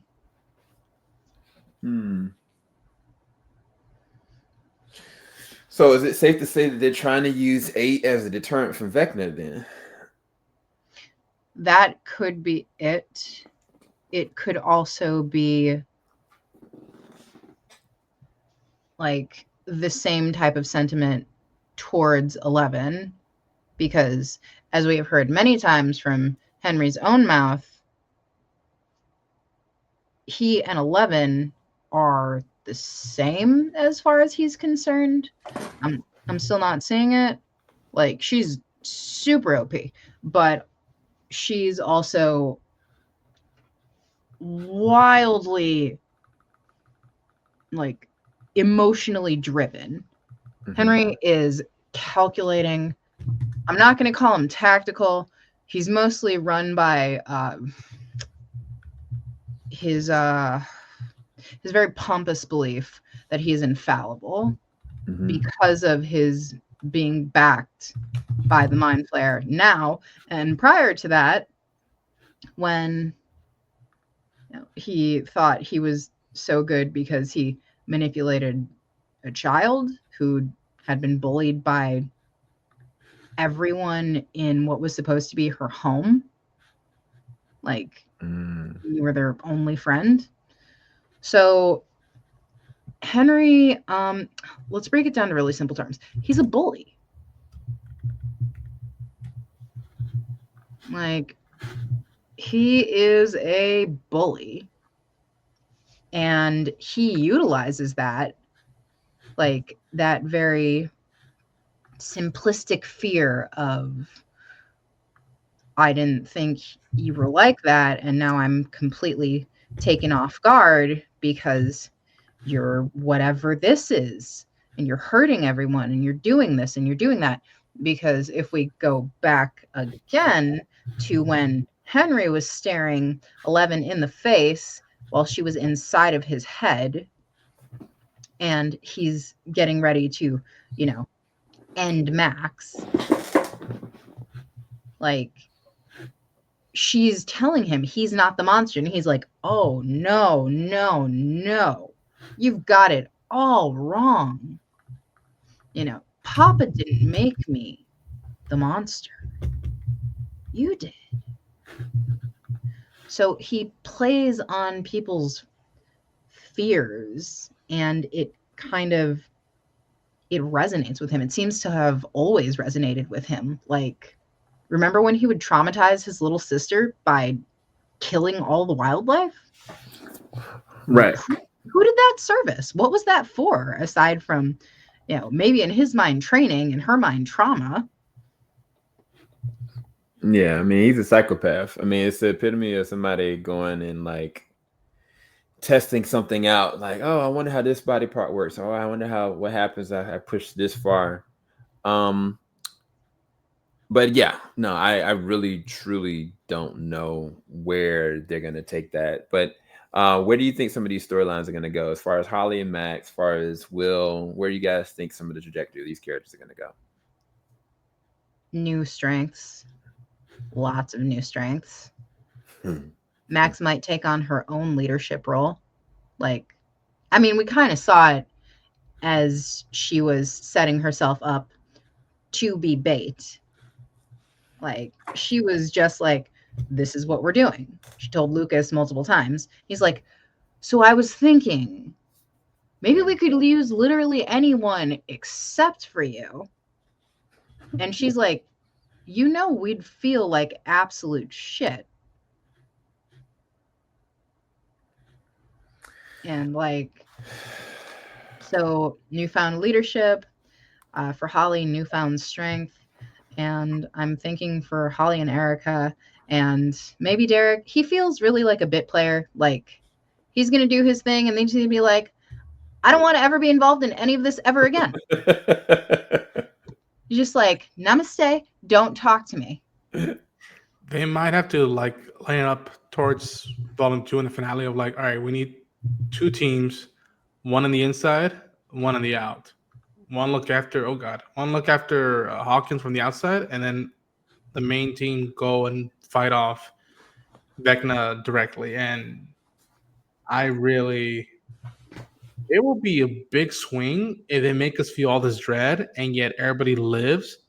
And it's just like the cost of everybody living is that nobody's gonna be together like as a unit is all. Like maybe Elle and Mike might go this way, Nancy and Jonathan will go this way, or Nancy and Steve will go this way, and then that's it. Or That's- just Nancy by herself. Or Nancy by herself, which I that'd be that'd be messed up for her, like feeling all that. But all I ask, and the cast have been saying it, which you can look at as a PR thing, you can maybe not, that they stick the landing, and we can look back and be like, okay, yeah, it took us a while to get to season 5, but by the book end, we were ready to say goodbye to these characters and this story in this world. Yeah, I mean, it's funny. Like I guess I'm sort of repeating myself, but there is one thing I was about to say. I have nothing, but there is one thing. I mean, I do sort of think, what if Vecna is sort of like 10, 20 steps ahead of our main characters, regardless of whatever plans trying to be executed by our main characters. That could be interesting. And from that, maybe the only way to stop Vecna is sort of like this ultimate sacrifice where, like, for example, maybe it takes, Will and Elle like doing this, doing that like X-Men thing until they both nosebleed and die. Like it could, like, to take down Vecna might mean that we might need to see like 11 die or like Will die or something like that. No, I'm like, assuming Will's gonna die. I mean, they're building him up like he's a Horcrux. I mean, I feel like it's sure. 100% Yeah, like a life for a life situation. That's the only like actual thing I could think of. But beyond that, I really don't have any real. I've never been someone who was super like into the lore like that. Like, there's never been a time where I'm not watching the show and I'm like, oh my gosh, what's going on with the upside down? Like, oh, I found this Easter egg. Like, maybe this means this, or like maybe this number on this wall. Like, do you think maybe it relates to this character? Like, I've never been that kind of person. Like, the story is so simplistic and straightforward that it doesn't really beg that kind of, like, Game of Thrones is more of a universe where you would get that kind of out of me. With Stranger Things, it's like I'm more interested in how is the story going to be executed. Will this have been worth it? Will it be emotionally cathartic to concluded this journey with these characters? Yeah. I was gonna bring up something. Oh, okay. So I agree with Bizzy that at this point, when it comes to Will, he is directly connected to the hive mind. When they are on fire, he is on fire. When they hurt, he hurts. Now, he can manipulate that, but I think we talked about it last time, Siren, that I don't think that Vecna can kill Will, and I don't think he wants to, because he is technically still connected. Now, what that means, they can use that as a benefit, and they could also use it as a sacrifice. But what I do know is eventually 11 and Will work together. And unfortunately for both of them, there is a kryptonite that they both have that Vecna has yet to exploit, but could at any given moment. And that is Mike. Mike, at this current point, is a heart and soul leader of our main crew. And it's without a shadow of a doubt, like, this is the object of 11's heart, and it is the object of Will's heart. And as terrible as Vecna is, he will exploit that. And I don't know what that actually means for Mike, but I'm terrified because as much as I know for a fact either one of 11 or Will would sacrifice themselves, I think the Vecna would sacrifice Mike and Heartbeat to throw them off. And I've been concerned about that for a minute when the moment that they said that, Will loves him. And at the end of the day, like 11 has grown to need him. I don't know. That would be the thing that would hurt me the most. I ain't gonna lie to you. Like if any other person gets taken out, that would legit hurt me. But I can believe them doing it. And Well, that's the crux of all this. Like these characters are so lovable. We care about them so much that like you take One Piece. I'm gonna say One Piece. You take one character, one person. How does that affect who? Mike, Will, 11. You take Will out, Joy's, Mike, and then you take Hopper out, 11, Joyce. And it's fascinating in a fucked up way. What would happen if who goes, and what does that mean for the person who's closest to them? Dustin, Steve, and I would have said the rest of the guys, but like the way he's at right now, I don't know who else is that connected to Dustin like that in a way. But I mean, Steve, like I don't know. I think it's good to talk about Dustin and Steve because right now, Steve is kind of fed up and irritated with his younger brother / son, and Dustin doesn't know how to feel. Like he literally witnessed this man's death, and no one was able to share that with him. And he wants to let the world burn, literally, no pun intended. Like he could care less, but he also does love them. But right now, psychologically, he cannot sustain himself. And you know what? Steve that's another concern because Dustin is very vulnerable right now, mentally and emotionally. I mean, either one of them, they have been like the heart and soul. A lot of people have been so upset, like, oh, how dare Steve and Dustin be fighting and feuding? Like, this isn't real. Like, what are you talking about? Like, they're siblings brothers. have problems like that all the time. What are you talking about? But This is true, but I'm not gonna lie. I do not like how they've been handling my precious boy Dustin so far this season. Like especially that one moment where you got my boy Dustin at the grave site, right? You got him at Eddie's grave site, and you got these niggas fucking with my boy Dustin. Really? what Jesus do you mean? Christ. That's high school.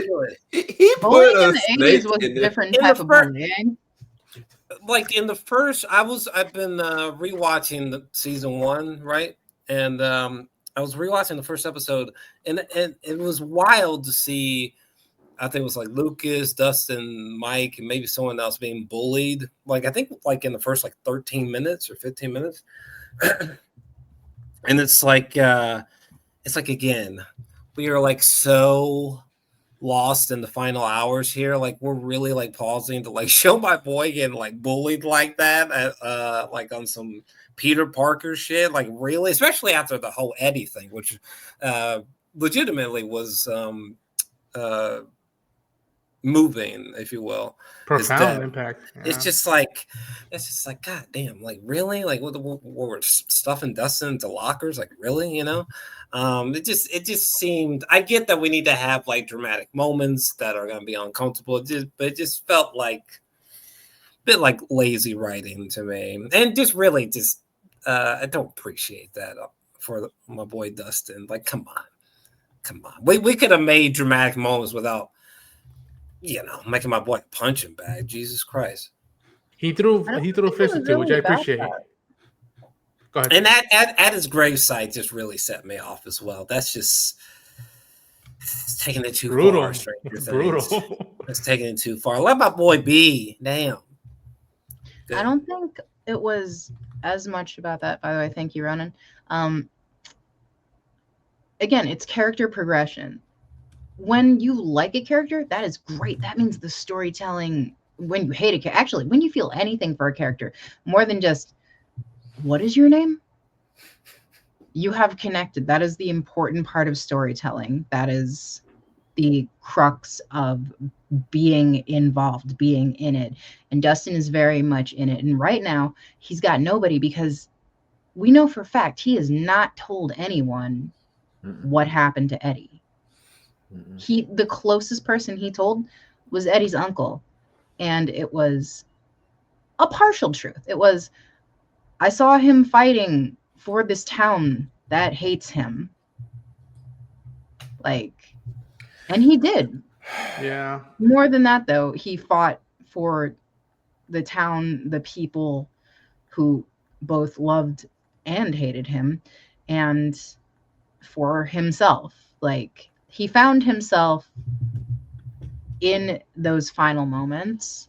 He became Eddie the Brave. He became Eddie the Unbreakable. He became Eddie the hero. Like look at his long hair. Look at his long hair. That's not a style choice.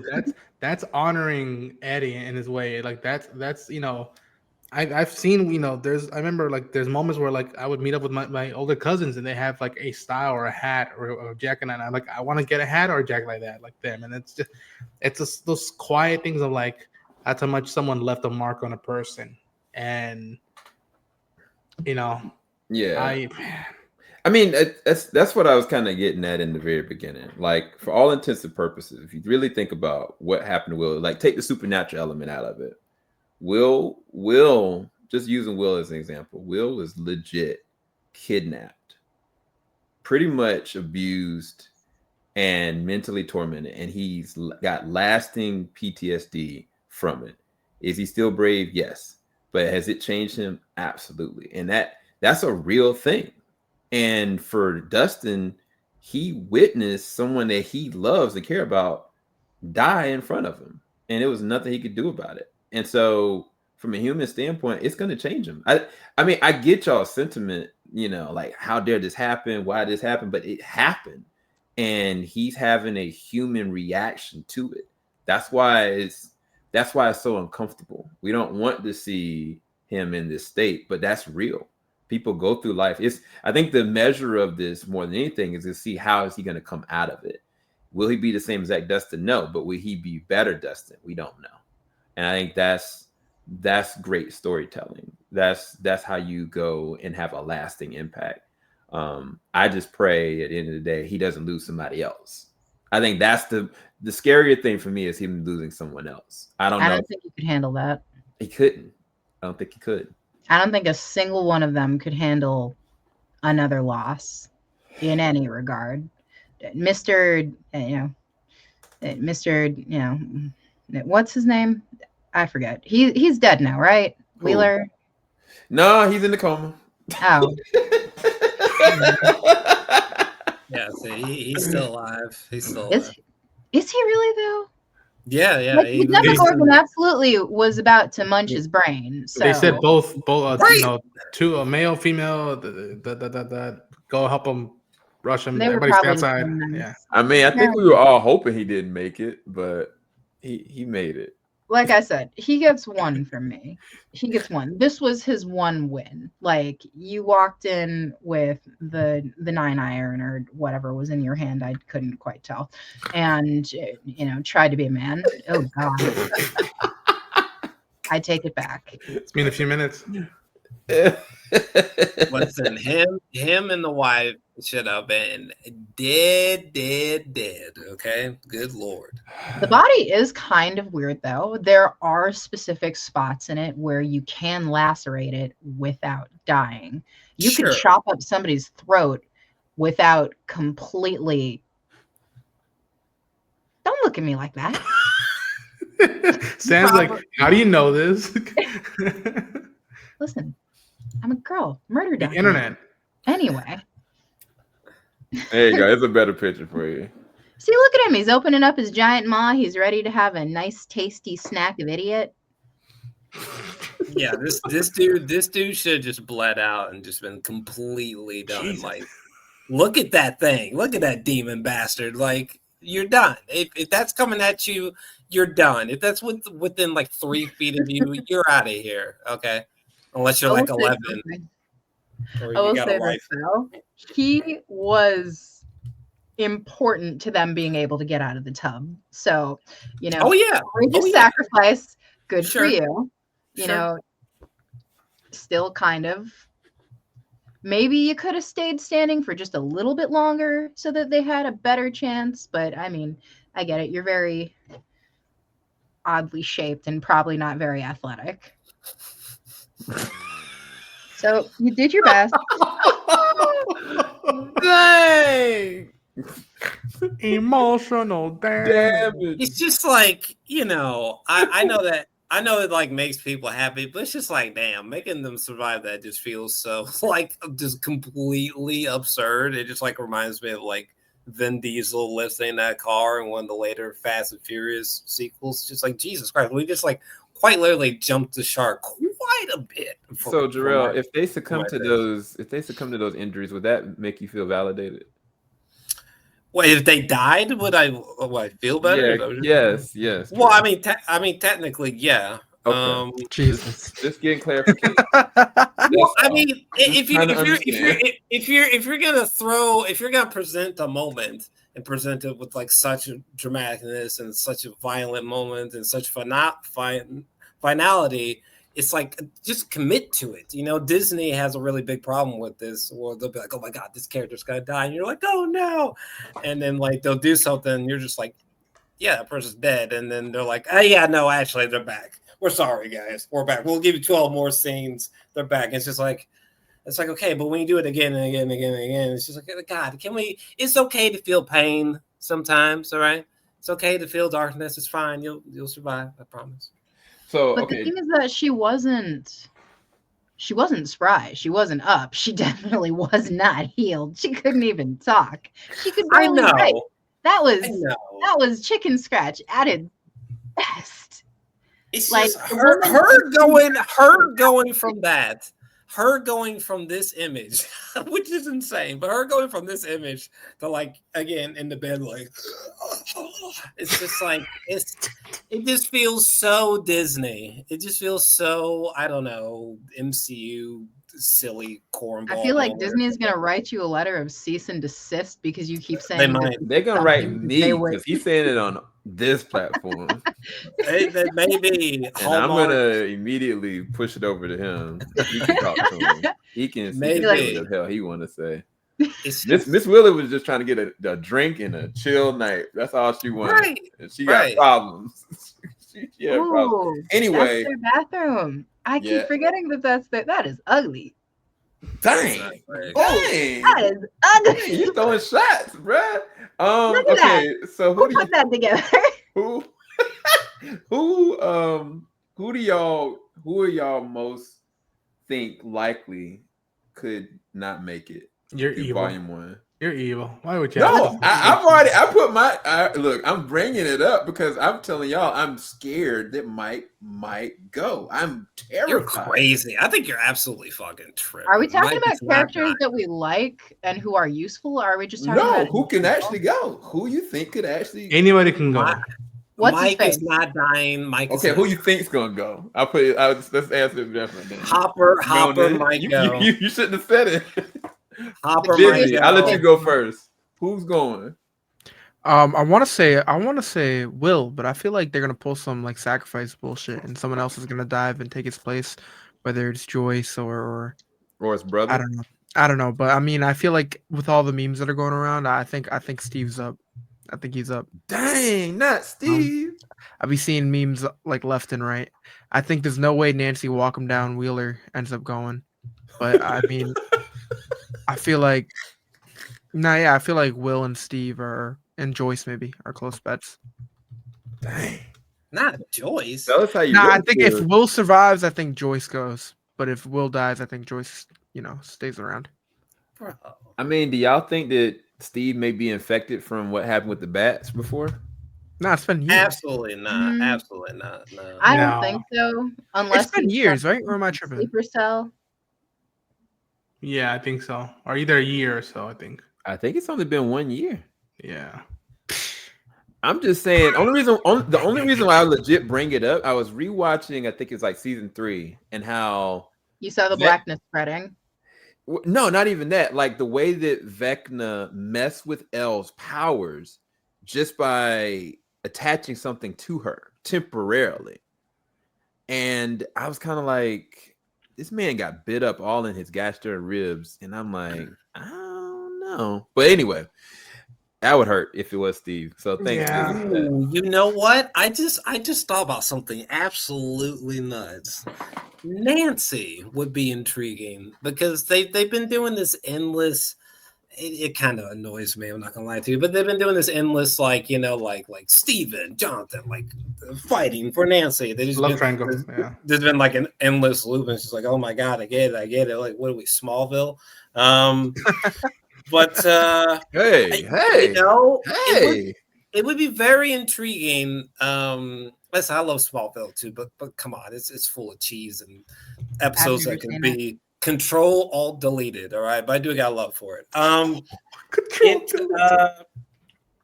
Never in It life. could because it is kind of interesting, like imagining what's going to happen with this triangle between them. It could be interesting if Nancy died, and curiously, there's this this is a very different kind of love, but and instead of like oh, it's Steve is gonna get her love, or no, it's Jonathan's gonna get her love. It'd be very intriguing if Nancy went out in this baller way, but she died and neither man got her, and like that kind of forms some kind of curious close bond between both men. That could Where be you a going with that? wild. I'm not talking homosexuality. Okay, I'm talking pure friendship, purely hetero here. But no, I can see them something Really like that. busy. happening. Really? What the hell's wrong with you, Busy? I just think emotionally it could be a very fascinating thing to do. Okay. I'm leaving you for last, Ronan. Sorry. No, don't do that. Okay, so I think the one who's absolutely gonna die. I mean, I don't care either way, but it would hurt the story if they like just somewhere. Mr. Wheeler. Dang. Yo, fuck Yeah. Mr. Wheeler. Well, Billy's already gone, so I can't be like Billy. Dang. So I told you from the very beginning, like, ain't gonna be no flowers from me just because you did a heroic act in the end. Look at him. Look at this guy. Still have this shit. What's he doing with his neck? I mean, look at him. He obviously is going to live. I mean, look at this man. Like he's No. There's too much. No, too much of nothing useful there. I mean, so from a story standpoint, how does their family come back from this altercation? Nancy Like and Mike would be, if they are both still alive after this, would be taking care of Holly. Dang. The mother, more than likely, would be put very, very on and off into like a medically induced coma. Mr. Wheeler, like dead, gone, or maybe possibly in some regard lives for like, I don't know, a year or two longer, and then succumbs to his injuries or something, like internal bleeding takes him over, yada yada, whatever. But yeah, so they would be taking care of their mother and their little sister like they're her parents, so they wouldn't necessarily really be able to leave Hawkins because they'd have no, because I feel like Joyce would take them under her wing at that point. So Joyce and Hopper would have Elle and Mike and Holly and Nancy, though Nancy is old enough. If somebody were to take on Holly and Mike, she could truly go her own way, though the person who she has developed to be is not one to leave anyone behind. So she would more than likely ditch her perfect college dreams and become a temporary stay-at-home figure. And then I really think everybody would just rally together. Like, we have seen it happen multiple times now already. Yeah, I mean, they telegraphed it in the beginning of the season, where they were all eating at the same house. The only one that had an issue was Ted. Like, man, get these people out of my house. Oh, that's his name? Yeah, Ted. I don't care about that. Okay.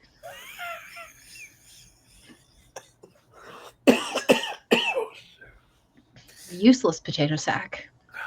Anywho, all right. So your money is on Ted.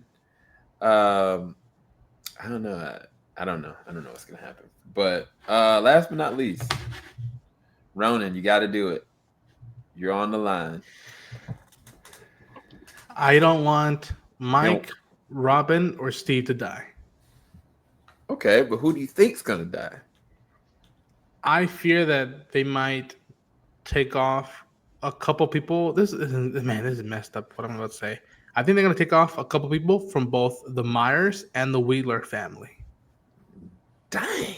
I think both families' lineage is about to be like blood will be spilled between both families. So I think you talking about kids. You ain't talking about the parents. I fear that like my guess.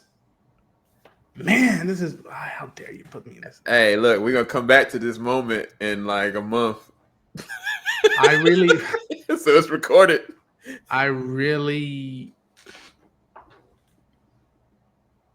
I really, I don't want nobody to die. Let it be clear. Netflix, everybody, whoever's watching, I don't want nobody to die. But I feel like they might do, the Harry Potter thing of like, come on, Henry, let's do this together. Let's finish this. And it's Will and 11. They're gonna bite the dust. And maybe Nancy will be there just for insurance to make sure that Mike and Holly are okay. Dang. It will be the biggest swing if they make us feel all this dread. And much like Volume 3 of Guardians, nobody dies. But they can no longer be friends and family together, I guess, anymore. Yeah, that's my picks because I was forced to pick them. And obviously Vecna, he's gonna go in a blaze of glory. They're gonna kick his ass like an it, like welcome to the loser clubs, whatever they said. And yeah, they're gonna, as Silence said, they're gonna fry that nugget up to a crisp. Back to McDonald's he goes. Who do I think's gonna die? I think two of the main cast members are gonna go. I think one of the kids, unfortunately, is gonna go, of the main crew, and I think one of the adults are gonna go. And I don't think it's Hopper. I'll put it to you like that. There's not that many adults left. They kill the Wheelers' parents, but Karen gets to say goodbye to the kids. If they do that before the finale, that's really gonna worry me for the rest of the week. I'll be like, yo, Mike and Nancy are gonna be okay with this, and it's like they're willing to sacrifice, but like, what about Holly? We gotta, So this is my sick theory, and I hope I'm wrong. I actually really do. I feel like Ronan right now. I really hope I'm wrong. There's one adult and there's one kid that I feel like would really hurt the key people that can really stop Vecna. One is Joyce. It would hurt. It would legit cripple Will and 11, because at this point 11 looks at her as her mom. And Jonathan. That's her mom, right? Mm-hmm. She is honestly the mom of this whole entire crew. And the other one, I think at this point, I mean, they're not going to do that. It'll probably be Mike. They're not going to kill Lucas because we would all riot. It would probably be Mike, unfortunately. You know what, dude? Will is going to sacrifice himself, but if you spend time flashbacks with young Joyce, I'm gonna call you up and be like, why did you say that? Why did you have to say that, dude? Like, and we see more young Joyce than what she was like. Her. He knows her. Yeah. And truth be told, Mike ain't gonna let his little sister die. He's not gonna let 11 die. He would use himself as a distraction just so they could take Vecna down. I know he would. Bro, I think you guys are crazy about Mike. I think Mike is like super safe. There's no way he's going down. No way. I think the next one is going to be Max, though. Dang. Ooh, Max I dying? love her. You know I love her. What in the world? Lucas can't have love? What's wrong with that? What What are you talking about? You have love. What I'm are we saying talking about here? Max, Yo. Listen. Max is already stuck in a coma. She exists in both one's mind True. and 11's pull. If one goes and Max isn't actually able to get back to her body, she is gone. Right. Yeah. Yeah. So her I'm just thinking dying. logically, Trojan Like- horse. it is terrible. Like, I'm not saying this to be awful. You know I love her. But it is true. Like, she is stuck currently. She has tried so many times to get out. If it was that easy, she would have been gone. He goes, she goes. So let's actually look at this as like pins. In order to do away with Vecna, our most likely outcome is that Will and 11, possibly 8, all die. They have to exhaust their powers to bring this man to his knees Yep. because he has fortified himself to be, I don't know, some wannabe juggernaut, and now is basically like the walking embodiment of the Mind Flayer. So they go. Max absolutely goes. Like, if But wouldn't Holly go too?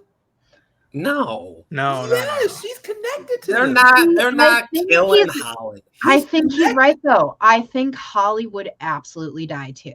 She's connected. She's in his Brutal. mind. It's connected. The same as that way Will was. There's no Yeah. difference between They're not Holly and Will. icing. They're not icing out. If that we're many talking people. about the same exact logic, she He would. iced his little sister in The Duffer in his Brothers? recall of He his did- memory. He did kill his He own talked sister. about how he chronologically went through the order of how he killed his family. And the Sure. only reason he didn't get to his father is because of music and the fact that he tuckered himself out. He did. I That just is the only reason. and the actress playing Holly is this season the first time that she showed up or no? Yeah, as the older Holly. Yeah. Yeah. She ain't. Dying. Wait, no, is it? Is it the same Holly? I or could is be it- wrong. Let me check. Hold on. She ain't dying. All I know is if we're going off of Siren's logic, everybody, all of them would have went down. You But better hope my logic is wrong this time. I mean, first off, I regret even bringing this up. No, I told Now- you. Now I'm I told you. emotionally, unfortunately, upset. Listen, they need a lot. They need a lot to take down Vecna. Like in some ways, I feel like they haven't truly lived up to responding to like the last, or at least one of the last final images of season 4. You know, when they're in the field. You know, Wait, was yeah, it? I think they're looking at the Mind Flayer. Was it? Didn't Nancy have? So Vecna spared Nancy to give her a vision of who dying. It was her parents, right? Yes. And Mike and Holly. Right. And then it was everyone else. Freak. I'm telling you, if they kill off the Wheeler lineage, Duffer Brothers gonna be like, "Oh yeah, I'm HBO, not- hold my beer." Listen, Mike, I'm here for you, Mike. I'm not buying it. I'm not buying it. They're not taking my boy. Also, Holly Wheeler character actress. This is her first time. Is it? Okay. Yeah, come on. You know damn well, like right before the end credits, she's gonna be like eating popcorn on the couch or be like, "Oh, what did you say?" or something stupid like that. They ain't even gonna have a house by the end of the season. Either way, It'll be a new house. either way, No, there will not. What happened to all the other houses that were destroyed? They didn't right? actually The knock that town down. hall is gone. Well, there'll be a new town. Okay, there'll be a new town. Whatever. I'm talking post Vecna. Okay, we defeated Vecna. There absolutely will. Okay, first off, everybody's gonna boot scoot and boogie the fuck out of that town. Oh yeah. Vecna decides that he has shown himself as the crispiest chicken nugget known to history.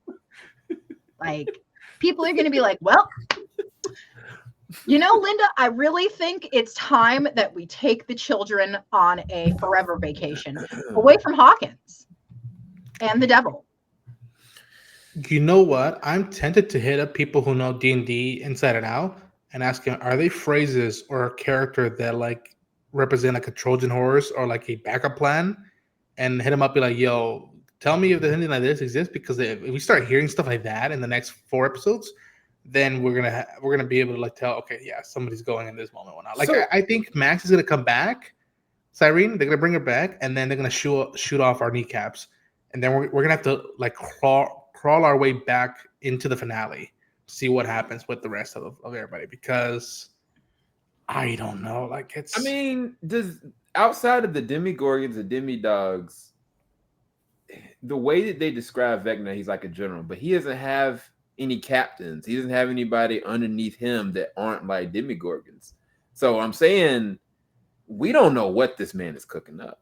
We have no idea. And some people have been theorizing time travel involved, based on Will's picture and based on kind of what he's actually building inside of that circle. But either way, time travel. I do think that there's somebody higher on the totem pole that's worse than Vecna that we've not. That's pretty much been pulling the strings. And I kind of hope not. If you watch the play, you'll understand what I'm saying. I'm not going to bring it up here because that's way too heavy spoilers. But anyway, we're going to go ahead and conclude because we are 2 hours and 11 minutes. No pun intended. Busy. Final thoughts, rating for the episode, and where can everybody find your content? So they've set this up perfectly. I think as for, an intro to a season, even though we're halfway through, technically. First 4 episodes were great. Episode 4, again, just fantastic. So going into the next part, I mean, this is where the craziness happens. I mean, for every episode to be over like an hour and a half feels a little unnecessary, but at the same time, I'm not complaining because I'm really looking forward to just kicking back and watching them. So I'm locked in, but should be good. I'm excited. And where can everybody find your content, man? Bizzy Brown everywhere, and then over here dropping reviews. Yes, sir. Next up, Jarrell. Final thoughts, rating, and then where can everybody find your content? Okay, so I mean, like I said, so far it's like an 8 out of 10 journey so far. The first 4 episodes, or I guess volume 1. So having a great time with it, but there's definitely some grievances. One thing that we kind of touched on that a bit, but there's a lot of CGI. I think too much CGI. I rewatched the first episode and like, sweet Jesus, how in God's name did we go from episode 1, 2016 to it's weird. It's almost as if like the first season felt like a limited series in a way, and like somehow this simple show is like ballooned into like a MCU version of itself in season 5. Like there's this moment where God, was it Jonathan and Steve, they're like racing each other, like climbing this tower, and that's just like the amount of CGI. Good Lord, what happened? Or there's one moment, well, it's not really CGI, but where 11, she's doing some kind of Rambo-esque kind of training montage for the crawl, and I'm just like, there's some visually ugly moments. There's definitely too much CGI. It kind of feels like it's collapsing onto itself, like it's collapsing from its own weight. It's just like everything is dialed up to 11. It's just a lot.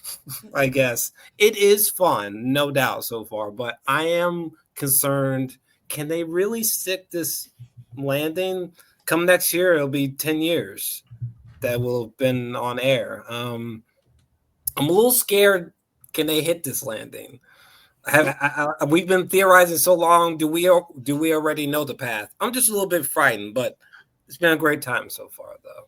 Can't lie. All right. Where can everybody find your content? As it is on the screen, that's my main channel on YouTube. Yeah. All right. Ronan. Final thoughts, rating, and where can everybody find your content? Rating for volume 1 of season 5 of Stranger Things, I'm gonna go solid 9.5 out of 10 for me. Some of my favorite interactions, moments between characters already happened in this volume thus far. I dread where we're going, what might happen next. I don't want to predict too much more. Yeah, I might even just scrap a video I had an idea to do, but I'm like, nah, I don't want to predict stuff or jinx it.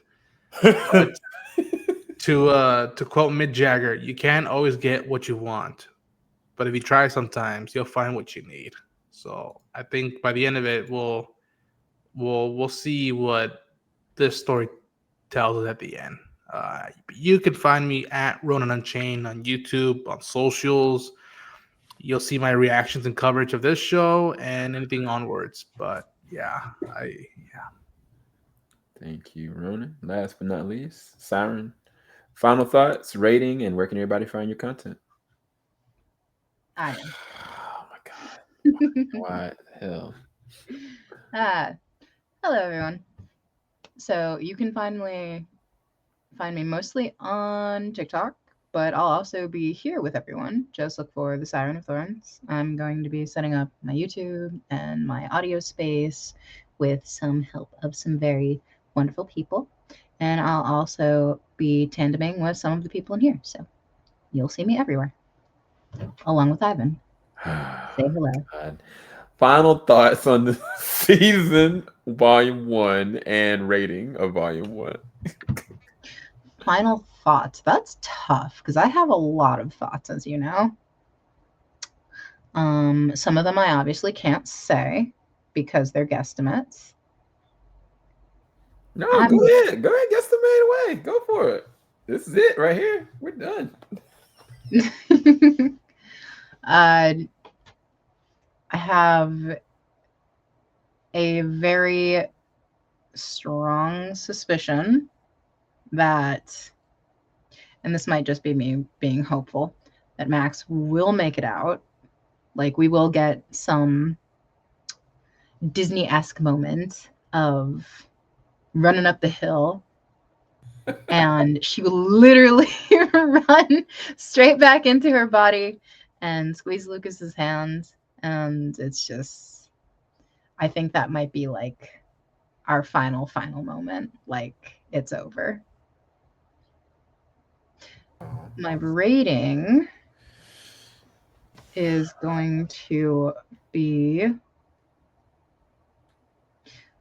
we'll bring it back down to a B, just simply because I feel like there's much more to come, and I want my highest rating to be for the highest point of climax for our series finale. Okay, that is fair enough. And then my final thoughts on this, I think it's been, man, having a 3-year hiatus, and I think that Keaton, when he was here, he was like, man, I don't want to care about this, but they hooked me in, from the very opening, like 5 minutes, and they latched me on from the very end of it. And I mean, I think it's very important setup, really good writing, very good progression of these characters, albeit new, interesting characters, some fleeting, some are very engaging with the possibilities of what they're going to be. But at the end of the day, I just want a good core human story that really doesn't shy away from what that actually means. Whether they are dealing with abuse, whether they are dealing with their own mortality, whether they're dealing with being a family. This show has always prided itself on what that actually truly means. And so I think that it is still very much so Stranger Things, whether it is bigger, whether it is crazier, it's almost like a celebration every time it comes back. And I think that the fact that we've been talking about it for 2 hours and 19 minutes shows that we're devoted to it. And I cannot wait for volume 2. That's all I can really kind of say. As far as the rating, this is the easy A. Is it an A+? Not yet. Could it be? Yes. I'm kind of like Siren in that we haven't gotten there just yet. And there's a lot of open holes and a lot of gaps. But I think that they're going to fill those very easily. And if you've seen Attack on Titan and gone through the last season of Attack on Titan, I felt the same exact way. It's like I haven't gotten there yet, so I can't say this is the best. But we'll see. Hopefully they prove me right. But yeah, we did it, you guys. 2 hours and close to 20 minutes. It's almost episode long of like the finale was gonna be. But we're gonna go. Thank you guys so much for watching. Thank you guys so much for checking out all of our equal reviews and discussions. We will be back this time within a month, December 25th, guys. If you don't know, I'll put it up here so you guys can see it. I think this is the schedule right here. December the 25th is going to be an hour and 43 minutes for the first episode. 6th episode is going to be hour and 41, and then the next one will be an hour and 58, which is insane. And then the finale, which will be at the movie theaters, it's going to be a whole 2 hours long, the right side up. Don't even know what the hell that means, but we will be here for it. Hopefully y'all enjoyed our discussions. We'll talk to y'all soon. Peace, people. Have a good night. You're not falling in love. Look what it made me become. I let you get too close, just to wake up alone. And I know you think you could run, scared to